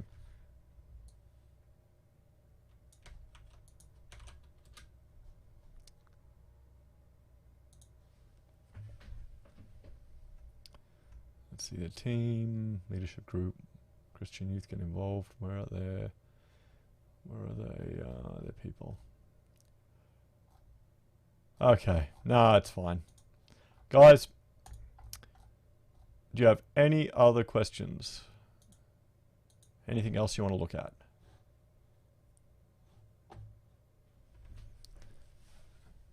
Any other questions? Yeah, tonight was SA, Tasmania, Victoria, WA, ACT. Yesterday we did New South Wales. And it should be up on the YouTube channel as well.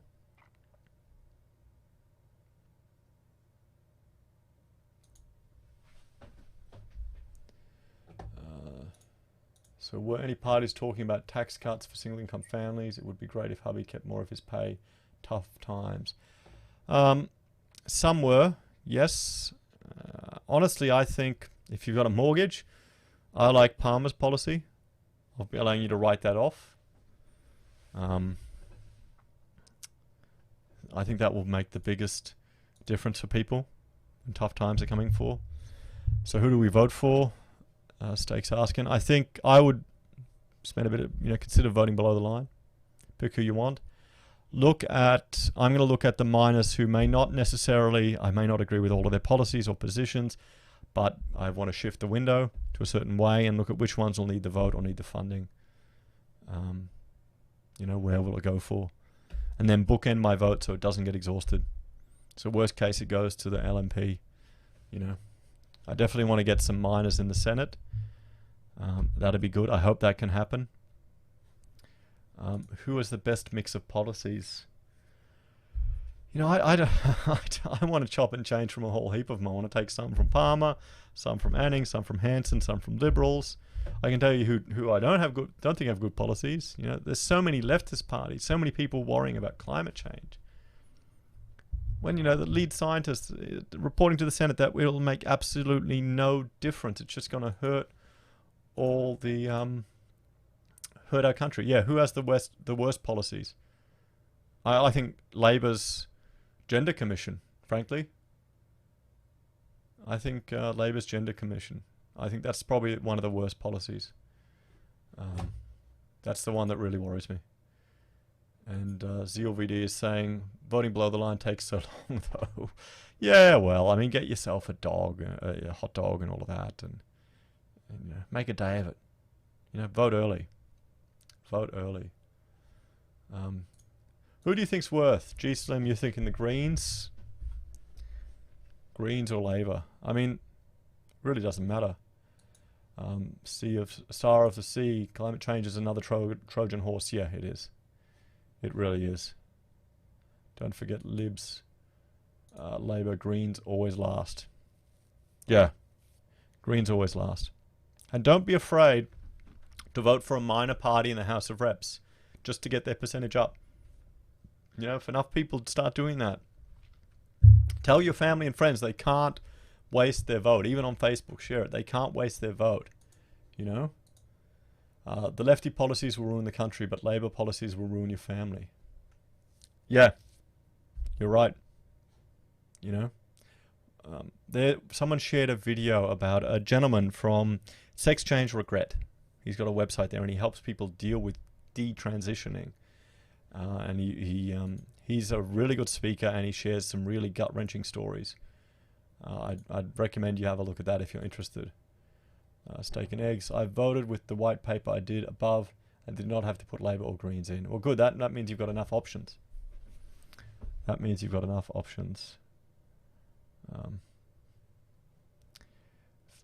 Family gets so annoyed at me voting below the line for 100 plus candidates. Oh, that's good. That's good. So yeah, you can tell who are the NPCs. It's the people who believe there's actually a climate emergency. Yeah, I know you can. I don't know. I remember as a kid being scared. I was scared as a child. And now I've just become bitter, old, and I'm not worried. We'll do all this crap. We will do all this rubbish. We'll tank our economy for nothing. No impact on the world at all. And, we'll be screwed. And then the future generations just laugh at us. So Lee's going, I got 42 below the line with she being dead last. Thomas, not so much candidates this time. What do you mean? Do you want to look at some more candidates?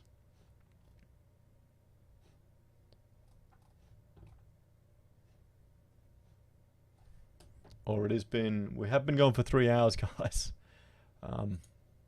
Someone may need to correct me. Believe if you do the minimum 12 below the line, it still counts as valid. Yes, it does. It just comes to how your vote is exhausted, because having so many may not actually matter. If like you'd vote one and put Sarah Hanson-Young dead last, a lot of the parties that are your second, third, or 30th preference may have already been disappeared, so they'll just be skipped onto the next one. So you kind of got to assume who's going to get done. So yeah, no problem, pub. Oh no, I just meant on the paper, Tom. Oh, good. It is hilarious though, Australia, And I mean the preferential voting system is a bit frustrating for people. Once you get your head around it, it makes a lot more sense, particularly compared to the UK with their first past the post system and the American system. So I think we're pretty lucky. Well, guys, thanks for all joining me for this this 3-part series, and I'll start doing some, not as frequently, live episodes. I find if I release my content at night time, it generally gets better traction than if I release it in the morning or during the day. So that's when I try to put it out. But I don't like to release a Heiser Says video with a live video. I'm hoping, because Rachel's actually working on my project right now that I'm drafting. I'm hoping she's still up working on it now. I need to make sure we get the thumbs up in the videos.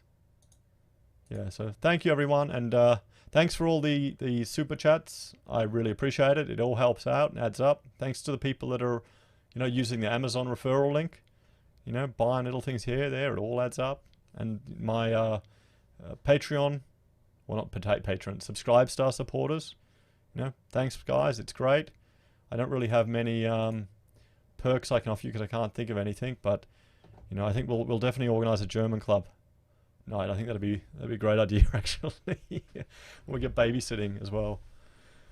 So yeah, guys, I'm bloody exhausted, and I think I've done really well with not swearing as much this time at the end. 3 hours of constant talking is difficult, and I'm liking this with the chat appearing down the bottom rather than just having the stream there, so I can curate it and actually talk about what I'm seeing. I think that's working. The little I'll fly up for a get together. Yep, definitely. So yeah, no, it's all good. Mark Dice got a new video. I have to have a look. So yeah, guys, take care, and let us know how you all go tomorrow with the with voting. I might take a few photos as we go there, and I'm gonna ignore the keto busting issues of having a sausage at the barbecue, because I think that's Australian tradition. I really think it is. We'll see. I'll do it. We do it at the local school. There we go with all the kids and everything, and I'll get the propaganda. But yeah, guys. Oh yeah, Greens last, everyone. Greens last. I'll leave that comment up there for all of us to end the video on. So take care, and I will talk to you all again tomorrow. Bye for now.